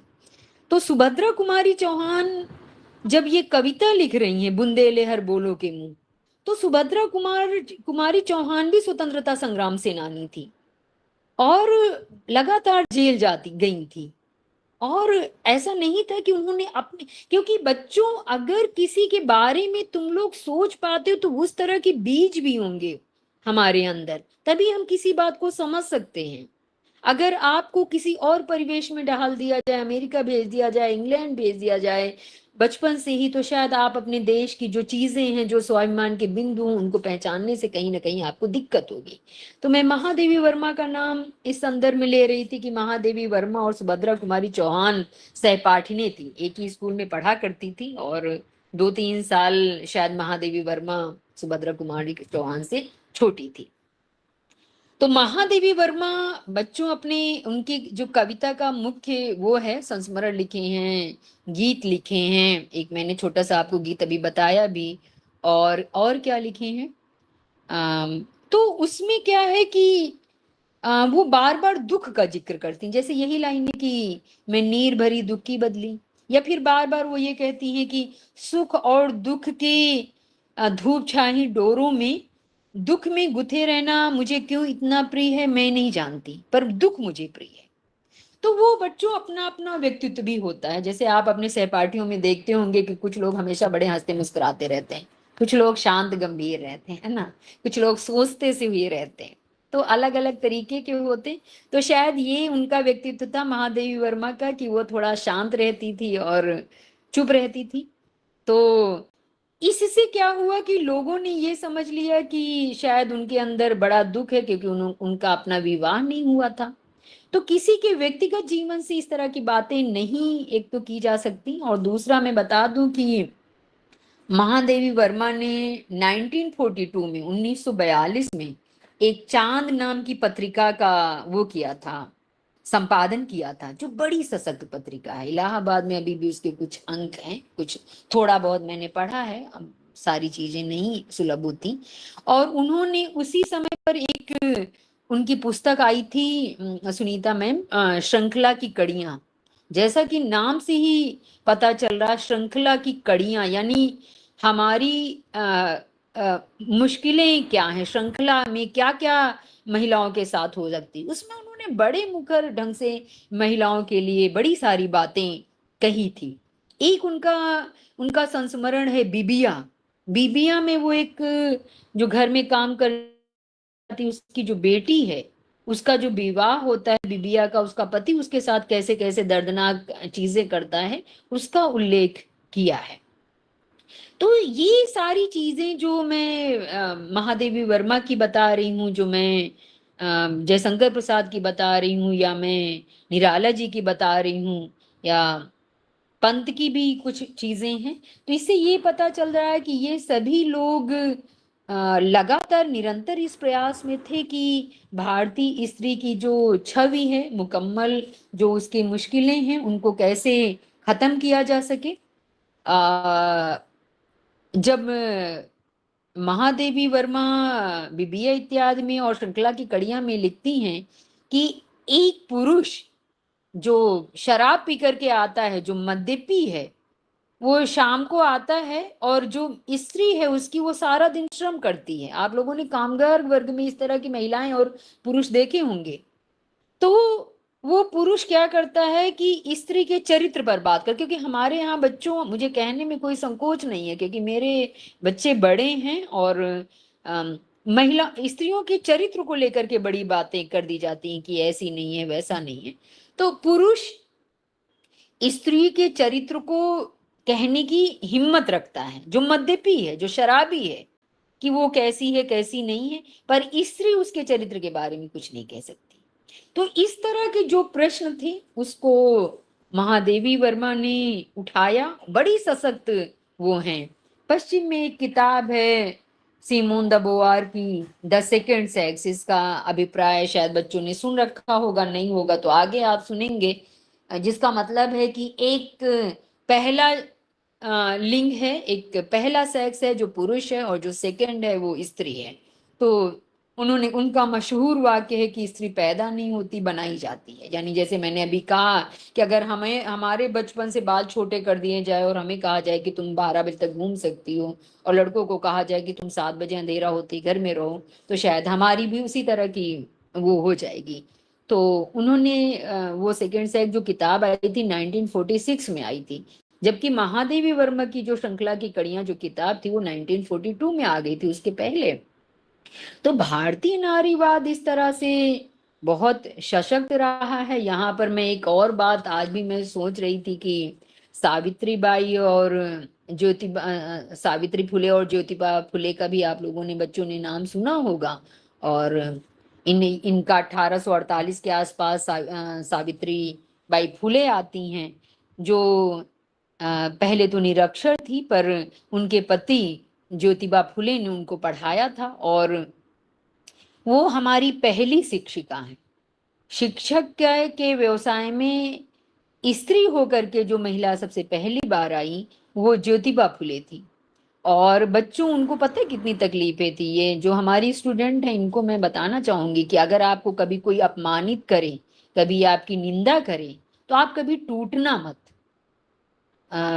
गर्ल्स स्टूडेंट को भी बोल रही हूँ, बॉयज जो लड़के हैं उनको भी बोल रही हूँ ये बात, कि आप कभी किसी निंदा अपमान से आपको बहुत ज्यादा भयभीत होने की जरूरत नहीं है। इसका उदाहरण मैं बताती हूँ कि जब, चूंकि शिक्षा कुछ लोगों को हमारे यहाँ हो जाता है कि ऐसा नहीं करना चाहिए, वैसा नहीं करना चाहिए। तो जब सावित्रीबाई फुले ने स्कूल में पढ़ाना शुरू किया अपने पति की सहायता से, तो बेटा एक आध स्क्रीनशॉट रख लेना, रखा होगा शायद।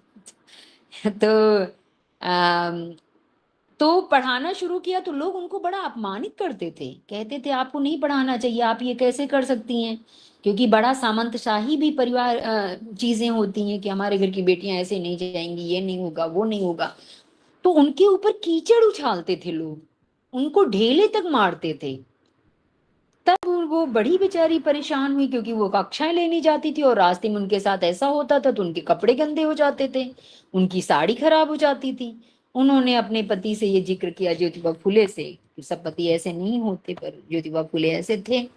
उन्होंने कहा कि भाई अब मैं क्या करूं, मेरी तो साड़ी ही गंदी कर देते लोग, मेरे ऊपर कीचड़ उछालते रास्ते में।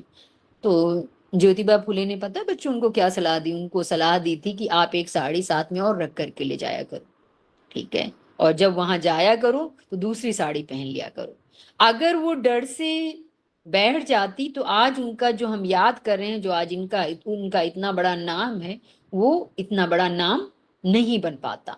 तो ये सब हमारा भारतीय समाज है। इसी तरह से जब लक्ष्मीबाई का मैं जिक्र कर रही हूँ तो इनका भी 13-14 साल की उम्र में विवाह हो चुका था, और इनके जो पति थे गंगाधर राव, ये नाटक वगैरह में थे और उम्र में इनसे बड़े थे, वो करीब 40 वर्ष के थे, ये 14 वर्ष की थी। तो नाटक वगैरह में उनका मन लगा रहता था, वो राजकाज की तरफ कम ध्यान दे पाते थे। तो लक्ष्मीबाई अपना लगी रहती थी, उन्होंने तीर चलाना, घुड़सवारी करना, वहां पर भी अपने आप को जारी रखा। वो शारीरिक क्षमता थी कि वो अंग्रेजों से इस तरह से अपने आप को वो कर पाई। तो ये है हमारे भारतीय नारीवाद में। और मैंने अभी बताया आपको कि महादेवी वर्मा इसमें एक सशक्त नाम है, जयशंकर प्रसाद जी हैं। उसके बाद तो फिर बहुत कुछ बदलता चला गया, चूंकि शिक्षा वगैरह के लिए भी स्कूल खुल चुके थे, लोगों ने पढ़ना लिखना शुरू कर दिया था, और महिलाओं के लिए बाकायदा स्कूल बने। उन्होंने एक बहुविवाह पर भी प्रतिबंध लग चुका था, कई विवाह नहीं हो सकते थे। तो ये सारी चीजें रही, कुल मिलाकर के परिवर्तन होता रहा है। और इसमें एक बात देखने वाली है कि पूरे भारतीय समाज में स्त्री को लेकर के सम्मान कम नहीं था, लेकिन कुछ ऐसी चीजें थी, छायावाद के बाद तो फिर महिलाओं पर उपन्यास भी लिखे जाने लगे, कविताएं भी लिखी जाने लगी, आत्मकथाएं भी बड़ी सारी आई। आजकल तो महिला लेखन मतलब पुरुषों के बराबरी से ही चल रहा है। तो कहीं भारतीय समाज में सम्मान कम नहीं था, लेकिन कुछ चीजों की वजह से अभी भी महिलाओं को कभी कभार आप लोग देखते होंगे कि किसी हिंसा का शिकार हो गई, किसी का पुरुष को क्रोध आया तो उसने स्त्री को मार दिया। या एक बात की की तरफ और ध्यान बच्चों को दिलाना चाहती हूँ कि एसिड अटैक, ये चीज मुझे बहुत दर्द देती है कि आप लोगों ने देखा होगा एसिड वगैरह के जितने भी केस आते हैं वो सब ज्यादातर लड़कियों के होते हैं। और आप ये सोचो कि हमें अपनी जो आइडेंटिटी है, हमारी जो अपनी अस्मिता है, मैं किसी नाम से जानी जाती हूँ, कोई बच्चा प्राची नाम से जाना जा रहा है, कशिश नाम से जाना, जिस भी नाम से जाना जा रहा है, तो उसके चेहरे को आप अपनी रंग आप क्या बताना चाहते हो, आप क्या करना चाहते हो। तो ये सारे जो द्वेष हैं समाज से, जबकि किसी लड़की ने मुझे नहीं लगता कि इस तरह के काम किए होंगे। तो ये सब चीजें हटनी चाहिए, अभी भी बहुत है थोड़ा सा, क्योंकि समाज धीरे धीरे ही बदलता है, एकदम से कोई समाज सशक्त नहीं होता है। लेकिन अगर हमारे कॉन्स्टिट्यूशन में, संविधान में और भारतीय समाज में देखा जाए तो मैं यही कहूंगी कि वहां उनके लिए पर्याप्त जगह थी। कुछ कुछ संकीर्णताओं की वजह से, कुछ चीजों की वजह से उनके लिए कुछ बैरिकेटर, कुछ परेशानियां हमेशा आती रही हैं, और उन परेशानियों से निजात पाने के लिए हमें हमेशा अपने समाज को और सुंदर और सुरुचि संपन्न और और ज्यादा नागरिक सरोकारों वाला, जिसमें हम ये समझे कि सिर्फ किसी एक की जिसकी सत्ता होगी उसी का कार्य नहीं है कि वो समाज को बेहतर बनाए, बल्कि हम सभी का काम है कि हम समाज की बेहतरी के लिए लगातार प्रयास करें। तो ये है। बाकी तो अगर अभी शबरी का भी उल्लेख आया था, शबरी के बारे में मैंने बहुत पहले एक गीत काव्य पढ़ा था। शबरी की बच्चों 2 मिनट कुछ टाइम तो नहीं हो रहा तुम लोगों का? 5-10 मिनट और बोल रही हूँ। तो शबरी के बारे में एक गीत काव्य पढ़ा था। सामान्य तौर पर शबरी के बारे में एक ही रामायण में कथा है कि राम ने शबरी के जूठे बेर खाए थे। अभी सुनीता मैम ने भी इसका जिक्र किया था। मैंने बच्चों एक गीत काव्य पढ़ा था शबरी का, जिसमें खंड काव्य पढ़ा था, जिसमें शबरी जो है, शबरी के आधे जीवन के बारे में बताया गया था। उसमें क्या कथा थी कि शबरी जो है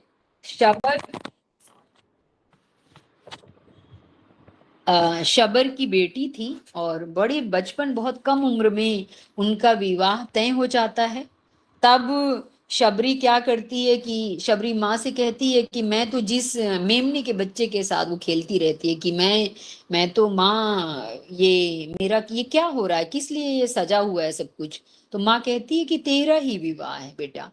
तो शबरी, और मेरा कम उम्र में विवाह हो गया था, तो मैं आज तक इस जीवन से बंधी पड़ी हूँ, इसलिए तुम इसको विवाह को स्वीकार मत करो और चली जाओ, यहाँ से छोड़ करके चली जाओ, घर छोड़ करके। तो शबरी ने उसी दिन अपना घर छोड़ दिया था। ये साहित्य की बात बच्चों कर रही हूँ, ये कितना सच है ये नहीं जानती मैं। तो शबरी ने उस समय पर अपना घर छोड़ दिया था और कहीं जंगल में चली गई थी, एक मातंग ऋषि के आश्रम में, जहां वो रहा करती थी। एक बार शबरी बच्ची थी और उनकी उनकी जो जूठन थी, कुछ थी, किसी ऋषि के ऊपर गिर गई थी। तो वो ऋषि ने क्या किया, तब के समय में कुआं और इस तरह की चीजें नहीं होती थी, सरोवर होते थे जिनको आप तालाब बोलते हो। तो सरोवर में वो ऋषि दौड़ते हुए गए अपने आप को स्वच्छ करने के लिए कि हम नहा लें, तो सरोवर का पानी ही गंदा हो गया था। तब जो पालक ऋषि थे सबरी के, उन्होंने कहा कि एक दिन राम आएंगे और ये जो है सरोवर का पानी गंदा हो गया है, ये स्वच्छ होगा। जब राम आए थे जूठे बेर खाते समय, तब सबके सामने उन्होंने शबरी को उसी सरोवर में उतारा था और उसका जो गंदा पानी था वो स्वच्छ हो गया था। तो उसकी कुछ पंक्तियां मुझे अभी भी याद हैं, क्योंकि मैं थोड़ा कविता विता में रखती हूँ। कि वहां पर शबरी खंड काव्य में कहते हैं कि न कोई जन्म ना ऊंचा, न कोई जन्म ना नीचा, न कोई जन्म से ऊपर होता है, न कोई जन्म से नीचे होता है। विभाजन कर्म की रेखा उठाती है, गिराती है, कि कर्म से ही कोई व्यक्ति बड़ा हो सकता है और कोई व्यक्ति छोटा हो सकता है। न कोई जन्म ना ऊंचा, न कोई जन्म ना नीचा, विभाजन कर्म की रेखा उठाती है, गिराती है, नहीं वह नीच हो सकता कि जिसका कर्म ऊंचा है, बड़ा वह हो नहीं सकता कि जिसका कर्म नीचा है। तो ये था बच्चों थोड़ा सा शबरी के बारे में। और अगर अब तो निरंतर महिलाओं को लेकर के बहुत कुछ लिखा पढ़ा जा रहा है, सशक्त हो रही हैं, लेकिन अभी भी बहुत सारी, जैसे मैंने एसिड अटैक की बात किया, बीच में प्रेम विवाह में महिलाओं की बहुत सारी हत्याएं हो रही थी, और मतलब महिलाओं को अभी भी थोड़ा सा उस तरह से कोमल और उस तरह से करके मान लिया जाता है। और भी कुछ हिंसाएं हैं, तो उनसे किस तरह से वो करें। अब ये प्रश्न हो सकता है कि नहीं, महिलाएं भी कुछ कुछ कर रही, लेकिन महिलाओं का प्रतिशत बहुत कम है, पुरुषों का उस तरह का ज्यादा है। तो हमें अपने समाज को, अपनी बेटियों को अभी भी और सशक्त बनाना है। हमारे यहाँ सम्मान तो रहा ही है, परिवार व्यवस्था भी रही है, हमारी महिलाएं ज्यादा धैर्य वाली रही हैं, परिवार उसके केंद्र में रहा है। तो पश्चिम से हमारा हमारा थोड़ा सा अलग है, और हमें हमें उसी रास्ते पर आगे कर चलना है और सशक्त होना है। ये सारी बातें हैं। अब बच्चे अगर कुछ पूछना चाहें तो मैं कुछ और भी बता सकती हूँ।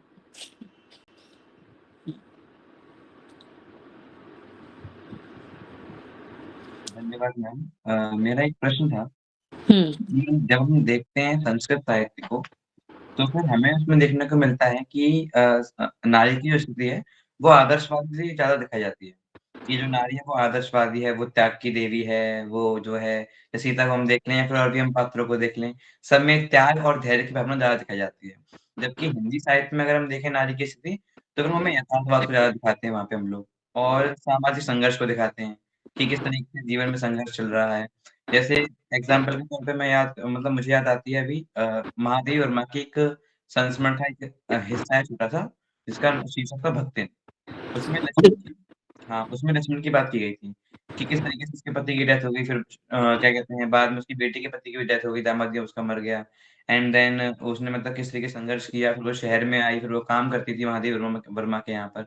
तो फिर अगर हम बात करें तो क्या कहते हैं, क्या वैदिक काल के समय या फिर जब संस्कृत ज़्यादा प्रचलित थी, उस काल में जब संस्कृत साहित्य लिखा जाता था, तो इन सब बातों पर ध्यान नहीं दिया जाता था कि हम यथार्थवाद के ऊपर भी थोड़ा ध्यान दें। केवल हमें आदर्शवाद देखने का ही क्यों मिलता है? मेरे से प्रश्न है कर्तव्य? ये मैम सुनीता मैम से प्रश्न है। अच्छा, ठीक है सुनीता, मैं भी बोल सकते हैं, हाँ, ठीक है। मैम आपका माइक ऑफ है।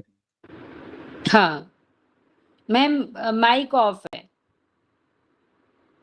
वैदिक साहित्य जब लिखा गया था तो इन बातों को माना तो गया था कि उनको धैर्य होता है, वो इतनी परिस्थिति से जूझती हैं, बट उनको उस तरीके से जब हम कई बार इस चीज़ में बाउंड करते हैं ना कि लड़का-लड़की में भेद दिखाया जाता है कि जब लड़की रोती है तो हम उसे कहते हैं, क्यों लड़का रोता है तो उसे वातावरण के अंदर, जैसे मैम बता रहे थे नमिता मैम, कि उसको समाज का एनवायरनमेंट है उस तरीके से दाब देता है। जैसे हम कहते हैं कि क्यों लड़के से कहते हैं कि तू क्यों लड़कियों की तरह रो रहा है, लड़कियों की तरह नहीं रोना है तुझे, तो उसको एनवायरनमेंट से उसे उतना धैर्य उसे दिया ही नहीं जाता है। वो ऐसे ही दबती हुई अपने आप को महसूस करती है कि वो उसको परिस्थितियों का सामना करना पड़ता है। वो ना चाहते हुए भी अपने आप को धैर्य अंदर रख के ही अपने आप को समायोजन करती है उस चीज़ का। वेदों काल में भी वो चीज़ थी, क्योंकि जब चीज़ आज धैर्य है तो वो जब वैदिक साहित्य था धैर्य तो तब भी था उस स्त्री में, बौद्धिक क्षमता तब भी थी उस स्त्री में। बस उसको उस एनवायरनमेंट के अंदर पितृसत्तात्मक थी, उसे इस तरीके से दबा दिया जाता था वातावरण के अंदर। तो वो अपने आप को कभी उजागर नहीं कर पाई।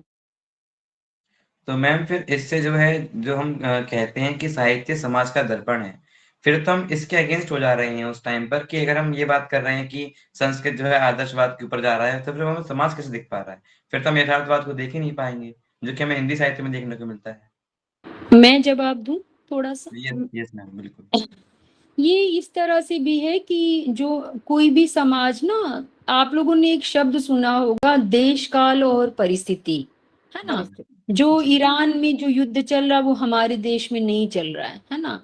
तो अगर हमारे यहाँ भी वो स्थिति आ सकती है, मतलब कभी भी किसी के लिए आ सकती है, भगवान न करे ऐसा कभी हो, खैर। तो ये है कि जब वैदिक काल में जो लिखा जा रहा था बड़ी प्राचीन बात है। ये समझो जब 100 साल में 50 साल में पूरा जीवन बदल जाता है। जब मैं आप लोगों की उम्र में थी तो मेरे पास मोबाइल फ़ोन नहीं था। नहीं था। ठीक है, उसके बाद एक आया था स्टूडेंट एज में काले रंग का छोटा-छोटा मोबाइल फ़ोन, और महँगी कॉल हुआ करती थी। हम बात दिल्ली में थे तो बात करने में घर में पैसे बचाते थे कि बात बहुत दिनों बाद करें। तो आप देखिए कितनी तेज़ी से चीज़ें बदलती। तो आप ये देखिए कि 2000 साल पहले जब संस्कृत साहित्य की बात हो रही है, जब आदर्श की बात हो रही है, जब दुष्यंत की बात हो रही है, तो आपका देश बहुत बड़ा था, किस-किस तरह से वो रहता था, जनसंख्या बहुत कम थी, जंगलों में लोग रहते थे, राजा भी एक मुखिया की तरह होता था, कोई इस तरह से नहीं था जैसे बीच के समय में था। तो उस समय पर आदर्श की कामना तो स्त्री से ही नहीं, पुरुष से भी की जाती थी। परिस्थिति भी की राम का जाती पूरा थी। जीवन क्या था? आदर्श में चला गया। हुँ, उनका स्वयं का जीवन भी कोई बहुत वो नहीं था, सुखमय नहीं था। कहते हैं जब उन्होंने सीता का परित्याग किया तो वो चाहते थे कि मैं सीता का परित्याग ना करूं, और उन्हीं की विछोह में वो सरयू में जब तक उन्होंने अपनी प्राण लीला समाप्त की थी तो उन्हीं को याद करते हुए की थी। तो ये था कि राजा भी उसी को चुना जाता था जो बहुत आदर्शवादी था। लेकिन धीरे धीरे जैसे जैसे समय बदला, तो जो है जब से औद्योगिकीकरण आया तब से व्यक्ति पर, आदर्श की जगह पर व्यक्ति पर ज्यादा फोकस हो गया ज्यादा कि फोकस मतलब हाँ, आप कर्तव्य तो आपको ये करना चाहिए, आप अमिता तो आपको ये करना चाहिए, आपको वो करना चाहिए। उससे क्या हुआ कि मशीनरी आ गई, कलपुर्जे आ गए और ये सब आ गया, तो वैयक्तिकरण हो गया, मानवीकरण, मतलब व्यक्ति पर ज्यादा, व्यक्ति मुख्य हो गया। समाज थोड़ा है पर व्यक्ति भी मुख्य हो गया। पहले व्यक्ति की कोई इतनी नियतता नहीं थी, इतना वो नहीं था। ये एक रीजन है कि जब हिंदी में बाद में जो चीजें लिखी गई वो व्यक्ति पर भी लिखी गई।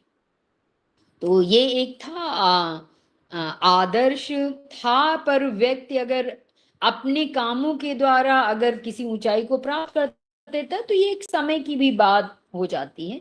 समय बहुत सारी चीजों को बदल देता है। कहते हैं कि समय बड़े बड़े घावों को बदल देता है। आप लोग अभी बच्चे हो तो आपको जो चीजें लगती हैं वही आज के 10 साल बाद, 15 साल बाद या 20 साल बाद वो चीजें उस तरह से नहीं लगेंगी। तो इसका बेटा, इसका सीधा कारण यही चीज है और कोई बात नहीं है। और एक बात और है, कहाँ गए सब बच्चे कि सभी लोग कैमरा ऑन कर दीजिए। अच्छा, तो एक इसका और भी रीजन मैं ये बता दूं कि हम सभी अपने जीवन में थोड़े बहुत हमेशा छोटे मोटे आदर्शवादी होने की कोशिश करते रहते हैं कि हम अच्छे बन जाएं, ये बन जाएं, वो बन जाएं, पर हम यथार्थ से भी सामना करते रहते हैं कि हमारा सच क्या है। तो ये है। और समय समाज को, चीजों को बदल देता है। और अभी तो टेक्नोलॉजी और औद्योगिकीकरण का समय आया, जब से देश स्वतंत्र हुआ है तो चीजें बहुत बदली हैं। कहाँ तो महिलाओं को संपत्ति पर अधिकार नहीं था, या तो आज पति की संपत्ति पर अधिकार नहीं था। प्रेमचंद ने एक उपन्यास लिखा है गबन, जिसमें एक डॉक्टर की जो पत्नी रहती है रतन करके, उसको, उनके जब डॉक्टर पति की मृत्यु हो जाती है तो उनको संपत्ति पर कुछ मिलता नहीं है। लेकिन आज का समय बच्चों ऐसा है कि पति की संपत्ति पर तो अधिकार है ही, पिता की संपत्ति पर भी अधिकार हो गया है। तो समय के साथ चीजें बदल रही हैं, क्योंकि अब न्यायपालिका, कार्यपालिका और ये सब है, तो समय काफी चेंज हो रहा है। लेकिन अभी भी बहुत सारी लड़कियों के लिए अब उस तरह की चीजें नहीं है, तो कुछ और तरह की चीजें हैं। जैसे मैंने अभी एसिड अटैक का नाम लिया था कि मुझे बहुत पीड़ा देता है, पीड़ा देती है यह बात, या फिर हिंसा में या प्रेम में स्त्री की मृत्यु हो जाना, ये भी मुझे बहुत पीड़ित करता है। मुझे, या प्रेम में स्त्री को अपमानित करना, ये भी मुझे बहुत पीड़ाजनक लगता है कि भाई अगर एक पुरुष प्रेम करके अपमानित नहीं हो रहा तो एक स्त्री क्यों अपमानित की जा रही है। स्त्री को भी उसी तरह से जीने का अधिकार है, उसी तरह की चीजें हैं। और हिंसा अगर हो रही है, पति पत्नी के बीच में लड़ाई झगड़ा हो रहा है, या कोई लड़की और लड़का लिव इन रिलेशनशिप में रह रहे हैं तो उनके बीच में झगड़ा हो रहा है, तो लड़का क्यों मार दे रहा है स्त्री को। तो ये सब चीजें अभी भी हैं समाज में, जिनसे छुटकारा पाने की मुझे, मैं कहूंगी कि जिनसे छुटकारा पाना की उम्मीद है। ये कुछ अलग तरीके की अब चीजें हैं समाज में। हाँ, एक ये प्रश्न चीज है। और एक प्रश्न और पूछता हूँ कि हिंदी साहित्य में जो है हमें ज़्यादातर, जैसे मैंने पहले प्रश्न में बोला था कि सामाजिक संघर्ष देखने को मिलता है। तो फिर हिंदी साहित्य जो है हमें ज़्यादातर देखने को मिलता है कि वो प्रतिरोधक होता है नारी की स्थिति में, ठीक है? तो फिर जब वो प्रतिरोध कर रहे हैं तो कहीं ऐसा, मतलब ये नहीं कहा जा सकता कि जो नारीवाद है इसमें क्या कहते हैं, नारी को एक विशेष बंधन में, एक विशेष विचारधारा में बाँध दिया जाता है इसमें, और फिर निर्माण नहीं हो पा रहा है नई नारी का। वो खाली जो पुरानी नारी है, पुराना जो व्यक्तित्व है नारी का, उसमें जो है खाली प्रतिरोध दिखाया जा रहा है केवल, और हमें वही देखने को मिलता भी है साहित्य में, केवल और केवल प्रतिरोध। निर्माण कहाँ पे कर पाएँगे? निर्माण, मतलब निर्माण की एक ऐसी कोई नारी बने, हाँ प्रतिरोध तो है बेटा, लेकिन जब जो डिसीजन मेकिंग की बात आती है, तो अब जब उन दृश्यों को दिखाया जाता है ना आपके सामने कि ये हुआ है, तो आप कहीं ना कहीं उसी से शक्ति भी लेते हो कि ऐसा बनना चाहिए। उसके लिए हमारे पास कुछ भारतीय उदाहरण हैं, जैसे लक्ष्मीबाई, अहिल्याबाई होलकर, या अभी किसी स्त्री रचनाकार को, एक गीतांजलि श्री हैं, उनको बुकर पुरस्कार मिला था। 2 तीन महिलाओं को हमारे यहाँ बुकर पुरस्कार मिल चुका है। तो और कुछ ऐसे उदाहरण हैं आपकी देश की प्रधानमंत्री, मुख्यमंत्री और बहुत सारी राष्ट्रपति, बहुत सारी चीजें ऐसा हो सकता है जिसमें से कि निर्माण हिंदी साहित्य में भी प्रतिरोध के अलावा भी कुछ चीजें हैं। और जहां जिस बात को बेटा किसने प्रश्न किया था, कर्तव्य ने किया था, हाँ, तो वो बेटा हमारी पुरानी परंपरा है प्रश्न करने की। तो जब चीजें सामने आती हैं ना, जब प्रश्न हमारे सामने आते हैं तो उनके हल भी हमें मिलते हैं। जैसे तुम्हें ये बताया जाए कि मैं यहाँ क्यों नहीं जा सकता, दिल्ली में क्यों नहीं जा सकता, इस कॉलेज में मैं क्यों नहीं जा सकता, मैं यहाँ क्यों नहीं पढ़ सकता, तो तुम उसका हल भी ढूंढोगे। तो ये है। और आ, अभी समाज इतना सुखद नहीं है कि उसका यश गाया जाए, बहुत कम सुखद होने की अनुभूति रहती है।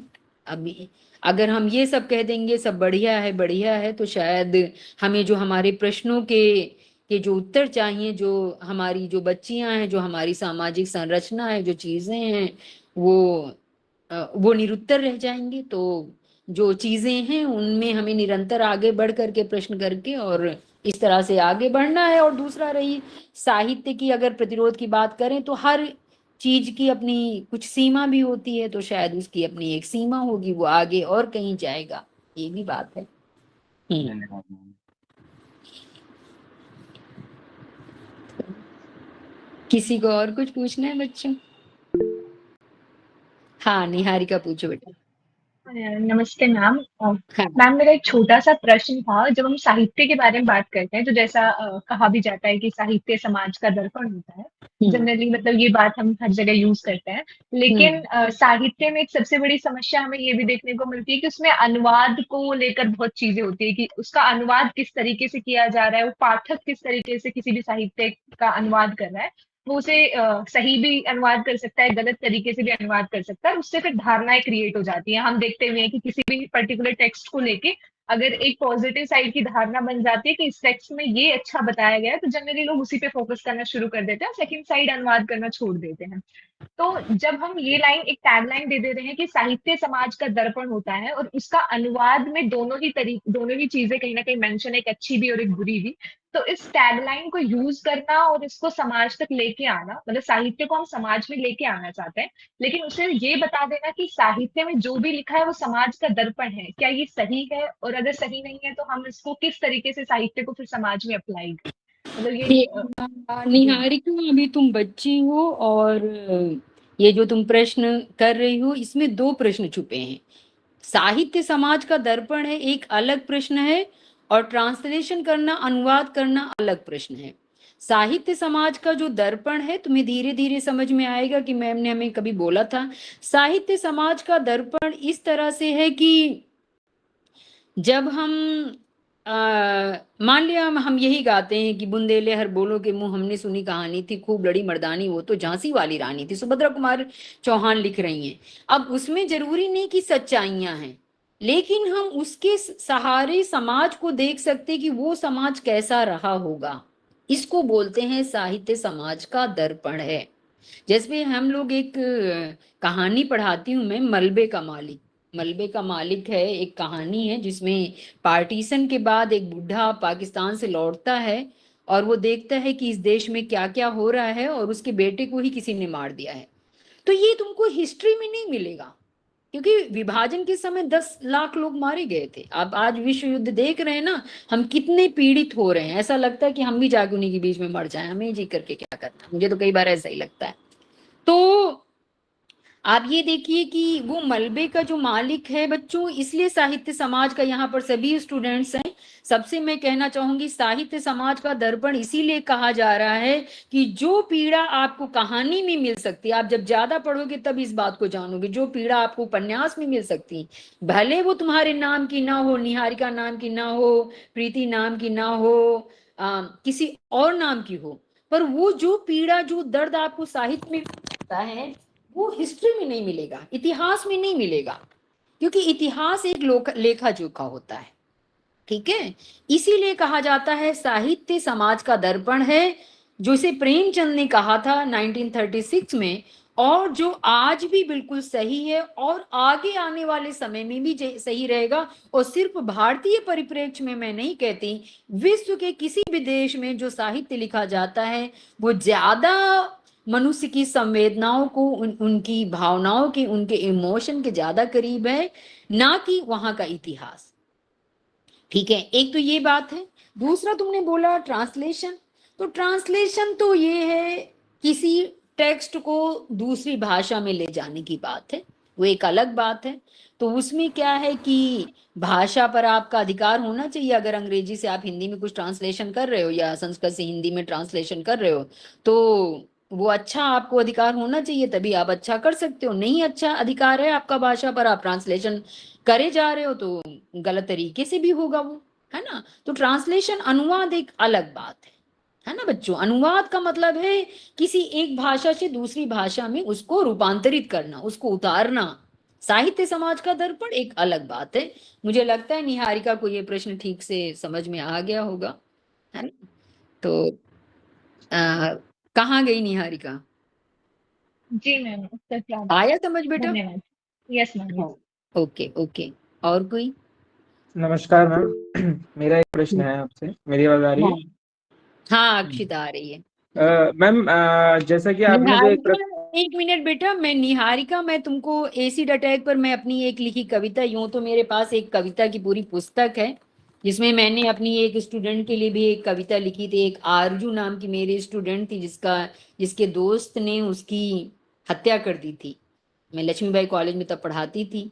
इसमें है, इस संकलन में मैं अभी तुम लोगों को एक एसिड अटैक पर मैंने कविता लिखी है। तो मैं तुमको बताती हूँ कि साहित्य समाज का दर्पण कैसा होता है। मैं दिखाऊंगी कि आरजू पर जब मैंने कविता लिखी थी, जो मेरी स्टूडेंट थी, मैं हम लोग कितना पीड़ित हुए थे इस बात से। और क्योंकि वो प्रेम में थी और वो अपने प्रेमी के साथ विवाह करना चाहती थी, प्रेमी जो है किसी और के साथ विवाह कर रहा था, इसलिए उसने झगड़ा किया तो उसने गला ही दबा दिया था। तो यही है साहित्य जो समाज का दर्पण है। शायद ये आरजू की बात या इस तरह की बातें हिस्ट्री में नहीं होंगी। तो यही है साहित्य समाज का दर्पण। हाँ अक्षित बोलो बेटा।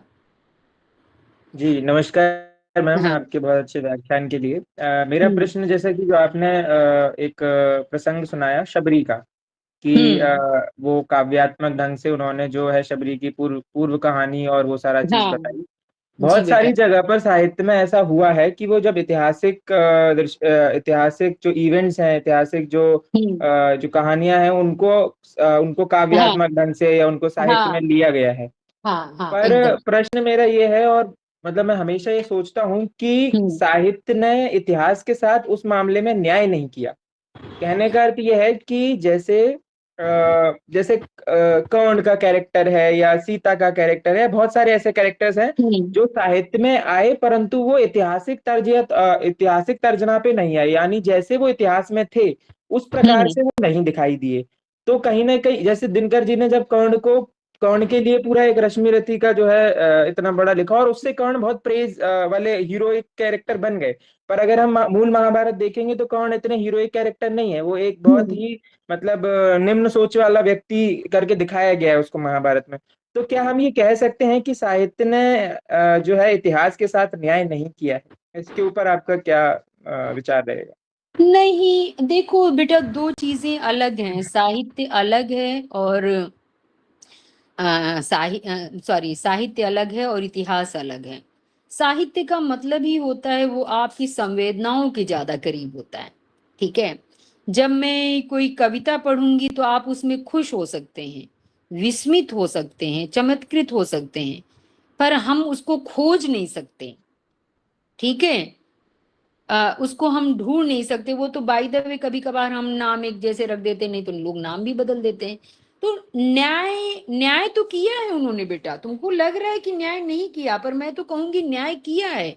अगर कर्ण जैसा व्यक्ति जिसकी माँ ने उसे बचपन में ही परित्याग कर दिया था, किसी और जगह पे वो पला था और उसके साथ बड़ी सारी दिक्कतें हुई, तो जब वापस मैथिली शरण गुप्त उन पे रश्मि रथी लिखते हैं तो उससे उनका चरित्र और उभर करके सामने आता है, जो दब गया था। उसमें कुछ कुछ कम जो वहां पर उनके जो भाई बंधु थे उनकी वजह से उसका बेचारे का व्यक्तित्व दब गया था। तो उसको व्यक्तित्व प्रदान करने में रश्मिरथी ने अपनी भूमिका निभाई। और इस तरह के जो ऐतिहासिक जो चरित्र हैं जिनको हम बार बार भूलने की उसमें रहते हैं, जद्दोजहद में रहते हैं, वो मतलब इसके द्वारा और मुखरित होते हैं। तो ये साहित्य किसी को दबा नहीं रहा है। हाँ, ये मैं जरूर कह सकती हूँ कि कई बार साहित्य जिस तरह से उसको कहना चाहिए उस तरह से नहीं कहते हैं। जैसे मैं यहाँ पर एक बात बताऊं, आज ही मैं पढ़ रही थी, हमारे सर बताते थे कि जब मैं ग्रेजुएशन वगैरह की स्टूडेंट थी तो जब राम का विवाह हुआ तो उसी समय लक्ष्मण का भी विवाह हुआ था। राम तो अपनी पत्नी सीता को जो भी दुखद स्थितियां थी पर अपने साथ लेके गए थे, पर लक्ष्मण अपनी पत्नी को साथ लेके नहीं गए थे। वो तो 14 साल के लिए उनको छोड़ के गए थे। वो और भी दुखद था। उनका नाम था उर्मिला, जिनमें रविन्द्रनाथ टैगोर ने काव्येर उपेक्षिता नाम से एक शायद निबंध ही लिखा था। और उसी काव्येर उपेक्षिता उर्मिला जो थी, जो 14 साल बिना पति के रहती गई, देखा तक नहीं, जो भाई की सेवा में चला गया था, उन्हीं उर्मिला के नाम से मैथिली शरण गुप्त जो है एक ग्रंथ लिखते हैं जिसका नाम है साकेत। तो ये साहित्य किसी के व्यक्तित्व को नहीं खत्म कर रहा है, साहित्य व्यक्तित्व को उभार रहा है। उर्मिला को कौन याद कर रहा था, पर मैथिली शरण गुप्त ने उस दबते खपते चरित्र पर उस पर उंगली रखी। शबरी को सिर्फ झूठे बेर से याद किया जा रहा था, पर शबरी का पुराना जीवन कैसा था उसके लेखक ने लिखा। अब कितना सच है कितना नहीं है, पर आपके हमारे जैसे लोगों के मन में सहानुभूति तो है शबरी को लेकर के, हम उनको गाते तो हैं, हम ये तो महसूस करते हैं। हम उर्मिला को जाना, हमने कम से कम हमारी पीढ़ी ने जाना तो कि उर्मिला ऐसी थी जिसको 14 वर्ष के लिए लक्ष्मण छोड़ करके चले गए थे। तो हम ये नहीं कह सकते कि साहित्य इतिहास के साथ अन्याय करता है, और साहित्य इतिहास है ही नहीं। दोनों पृथक चीजें हैं। बहुत पहले बच्चों में बताऊं, जब मैं छोटी थी तो मुझे ये लगता था, साइंस की स्टूडेंट थी तो मुझे हमेशा लगता था साहित्य पढ़ने से क्या होगा, जबकि कहानियां किताबें उस समय भी बहुत पढ़ा करती थी, ठीक है। लेकिन बाद में समझ में आया कि साहित्य बहुत बड़ा काम करता है। साहित्य हमें संवेदनशील बताता है। आप डॉक्टर बन जाओ, दिन रात आप मेहनत करो, आप इंजीनियर बन जाओ, दिन रात आप मेहनत करो, आपका मूड खराब हो सकता है, पर वो एक कोई कविता छोटी सी पढ़ करके, कोई कहानी छोटी सी पढ़ करके, कोई उपन्यास छोटा सा पढ़ करके आप खुश हो जाते हो, है ना। तो साहित्य इस तरह से है। तो क्यों अक्षित, मेरी बात से सहमत हो? अब मैम बहुत अधिक तो नहीं, पर हाँ मतलब ठीक है, समझ गया मैं। हाँ, ये समय के साथ थोड़ा सा तुमको और समझ में आएगा। जी। साहित्य और ये दोनों अलग चीजें। वो बात अलग है, यदा कथा 1000 लोगों में किसी ने उतना अच्छा ना लिखा हो, पर साहित्य हमेशा अच्छा रहता है। मुझे कहना नहीं चाहिए, पर मैं अभी मेरे पास किताब पे तो नहीं, लेकिन एसिड अटैक पर मैंने बार बार बात की है। हमारे पास यहाँ बच्चियां हैं और मैं आप लोगों को थोड़ा सा करने के लिए एक अपनी कविता खुद की लिखी सुनाती, कुछ दिनों मैंने पहले लिखी थी, जो किताब में नहीं है। देखना क्या तुम लोगों को संवेदनशीलता इससे लगती है। सुनो, थोड़ा सा कठिन भाषा भी हो सकती है। मैंने अभी निकाल के रखी थी, कहाँ चली गई भाई। तो कि बच्चों को मैं ये कविता तो सुनाऊंगी मैं ऐसे संवेदनशील विषय पर। तो 1 मिनट बच्चों, बस कहीं है, थोड़ा सा निकाली थी पर अभी हिल गया ये फोन। तो इसी में है, किताब में नहीं है। हाँ, इसका एसिड अटैक का मैंने हिंदी में अनुवाद किया था। तेजाबी बारिश, हम लोग बचपन में कॉमिक्स पढ़ते थे तो इस तरह के शब्द होते थे। देखो उसने मेरे चेहरे पर तेजाब फेंक दिया है, कोई लड़की कह रही है। रंग दिया है मेरे कोहनूर से चेहरे को तेजाबी बारिश से, और मैं जल रही हूँ। या पुरुष मन का कैसा ख्याल है कि प्रेम की नाउम्मीदी में वो रच बैठता है आग का गोला, झोंक देता है स्त्री तन को। फिर वो लड़की आगे बताती है, 2 लाल रिबन वाली चोटियों के साथ वह लौट रही थी सदा की तरह स्कूल से घर, वहीं से जहाँ छोटे पाठक के पास से हरहराती ट्रेन गुजरा करती थी। कच्ची सड़क की बजरी पर रखा ही था पाँव की हिलोर मारते पुरुषत्व लावे ने लहूलुहान कर दी मेरी त्वचा, जला दी मेरे माथे की मिल्कियत, रोप दिया सेहरन का बीज जो तिनका तिनका मेरी उम्र उगाहेगा। वह प्रेम नहीं जानती, छोटी है अभी, मतलब बच्ची है, वह प्रेम नहीं जानती, वह घृणा भी नहीं जानती। 15 साल की किशोरी जीवन को छू भर रही थी उंगलियों से कि लिख दी उसने अपनी क्रूरता की स्लेट, जिसके खुरंड उसके माथे और मन पर जर्जर हवेली के खंडरों की तरह हिलचे मारते हैं। कितने जन्म लड़ेगी वहां जहां हिंसा हिंसा रोज खेलते हैं। तुम्हारे मैं का यह अनपेक्षित व्यवहार भयावह है। क्या तुम जानते हो, लड़की कहती है, क्या तुम जानते हो, आता है मुझे भी क्रोध, मैं भी टकरा सकती हूँ दूर से दूर, पहिए से पहिया, पर मैं अपने क्रोध की तपिश में दूसरों का चांद सा मुख नहीं जलाऊंगी। तो ये साहित्य, मतलब जब हम लिख रहे हैं तो हम ये नहीं कहते कि हम बहुत बड़ा समाज में परिवर्तन कर देंगे। बस यही है कि इस कविता को भी मैंने निकाल के इसीलिए रखा था कि हम अपने बच्चों को संवेदनशील बना सके। हमारे बच्चे हमारा फ्यूचर हैं, 4 लोगों के बीच में जाएंगे, कभी कहेंगे कि इस तरह की वारदातें नहीं होनी चाहिए, ये गलत है, तो शायद कभी समाज ऐसा भी हो कि ये वारदातें बंद हो जाएं। यही है बेटा साहित्य का लक्ष्य, और यही साहित्य चाहता है। या कभी कभी कोई ऐसा चरित्र जो छुप गया है, जिसको जितनी मजबूती मिलनी चाहिए नहीं मिली है, तो उसके लिए भी लोग लिखते हैं। यही सब है। कुछ 1000-2000 में कभी कोई गलतियां भी होंगी, क्योंकि हम सभी मनुष्य हैं, हम ईश्वर नहीं है, तो हम सबसे कभी कभार गलतियां होती हैं, लेखक से भी हो सकती हैं। पर साहित्य और इतिहास दोनों दो अलग चीजें हैं, ये कहूँगी।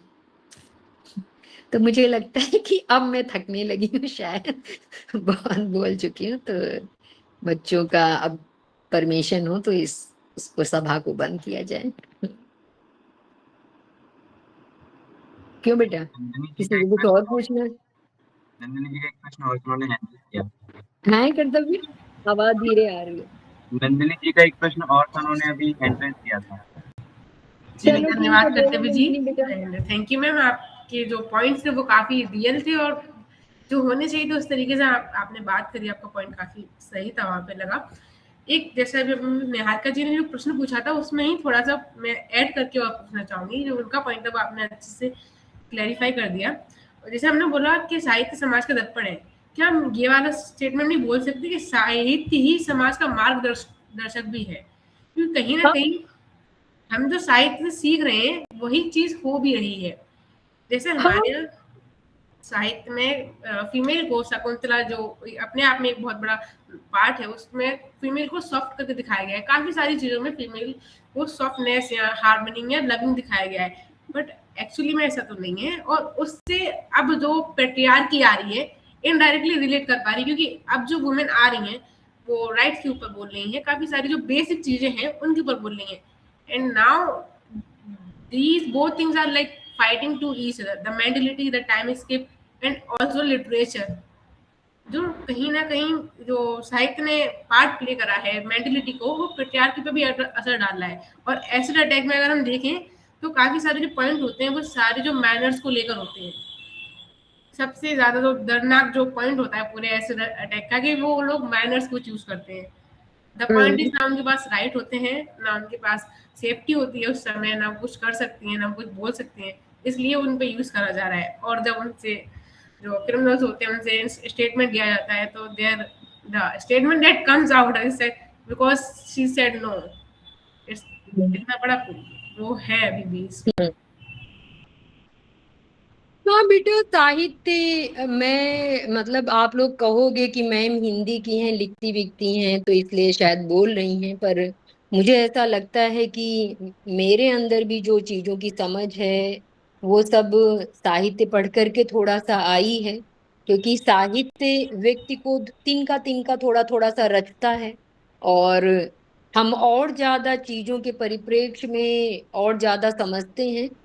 अब मैं ये तो नहीं कहूंगी कि साहित्य समाज को रास्ता दिखाता है, पर हाँ ये अंशतः तुम्हारी बात सही लग रही है बेटा मुझे, कि हम साहित्य से कुछ ना कुछ थोड़ा ना थोड़ा सीखते रहते हैं। इसीलिए ये लिखा भी जाता है कि शायद कोई 2 में से 4 पुरानी बातें, जैसे मुझे अब सब जानते हैं टॉलस्टॉय के बारे में और उनका जो ग्रंथ है वार एंड पीस के बारे में, तो उसकी कुछ लाइनें मुझे हमेशा याद रहती हैं। वहां पर कुछ लाइनें हैं कि हम सब मिट्टी के पुतले हैं, मतलब मिट्टी में ही खत्म हो जाते हैं। मैंने अभी कहा कि हमारा जीवन इतना लंबा नहीं होता, इसलिए इस जीवन को जितना अच्छा बना सके वही ठीक है।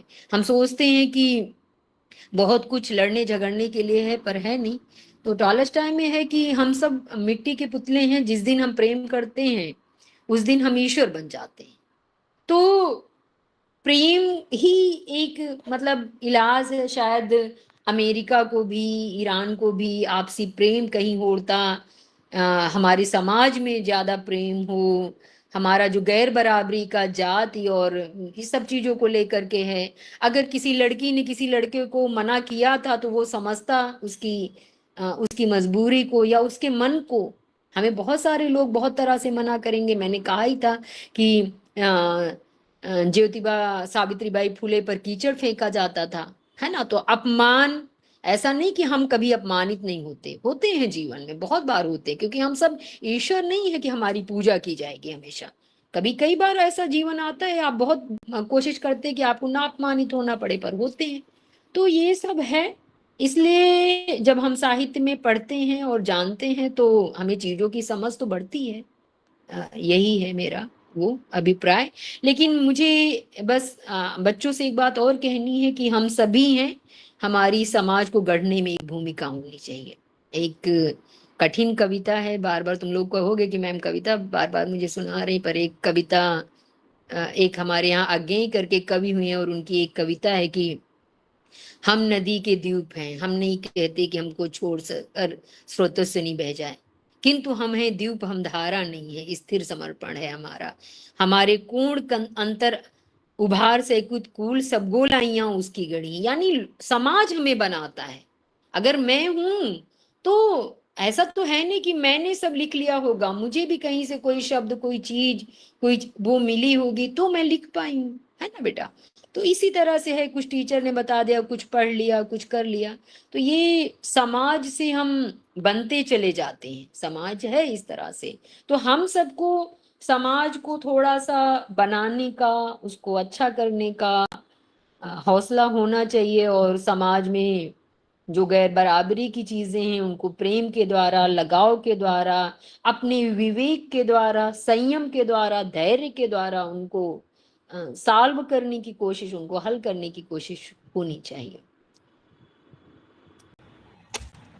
जी धन्यवाद मैम। ओके बेटा। अब तो किसी को कुछ नहीं पूछना ना। खत्म करें फिर? खत्म कर रहे हो कर्तव्य?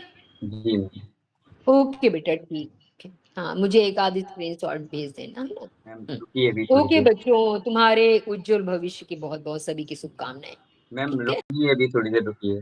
हमारे यहाँ दाक्षिणी में परंपरा होती है कि हम लोग वंदे मातरम के साथ समापन करते हैं। अच्छा, ठीक है। तो अभी थैंक यू नोट के लिए पहले हम बुलाना चाहेंगे निहारिका जी। अच्छा जी, नमस्ते मैम, नमस्ते आप सभी को। मैम, सबसे पहले तो आप दोनों का ही बहुत बहुत धन्यवाद कि आपने अपने कीमती समय में से बहुत मतलब हमारे लिए समय निकाला। और सच में आपने वक्तव्य के दौरान बहुत सारी चीजों पर प्रकाश डाला। लाइक सुनीता मैम ने वेदों से शुरू किया, उसके बाद जो प्राचीन काल के बहुत सारे टेक्स्ट हैं वहां से उन्होंने साहित्य को उभारा, और आपने आधुनिक काल और मध्य काल से जो साहित्य की रेखा खींची।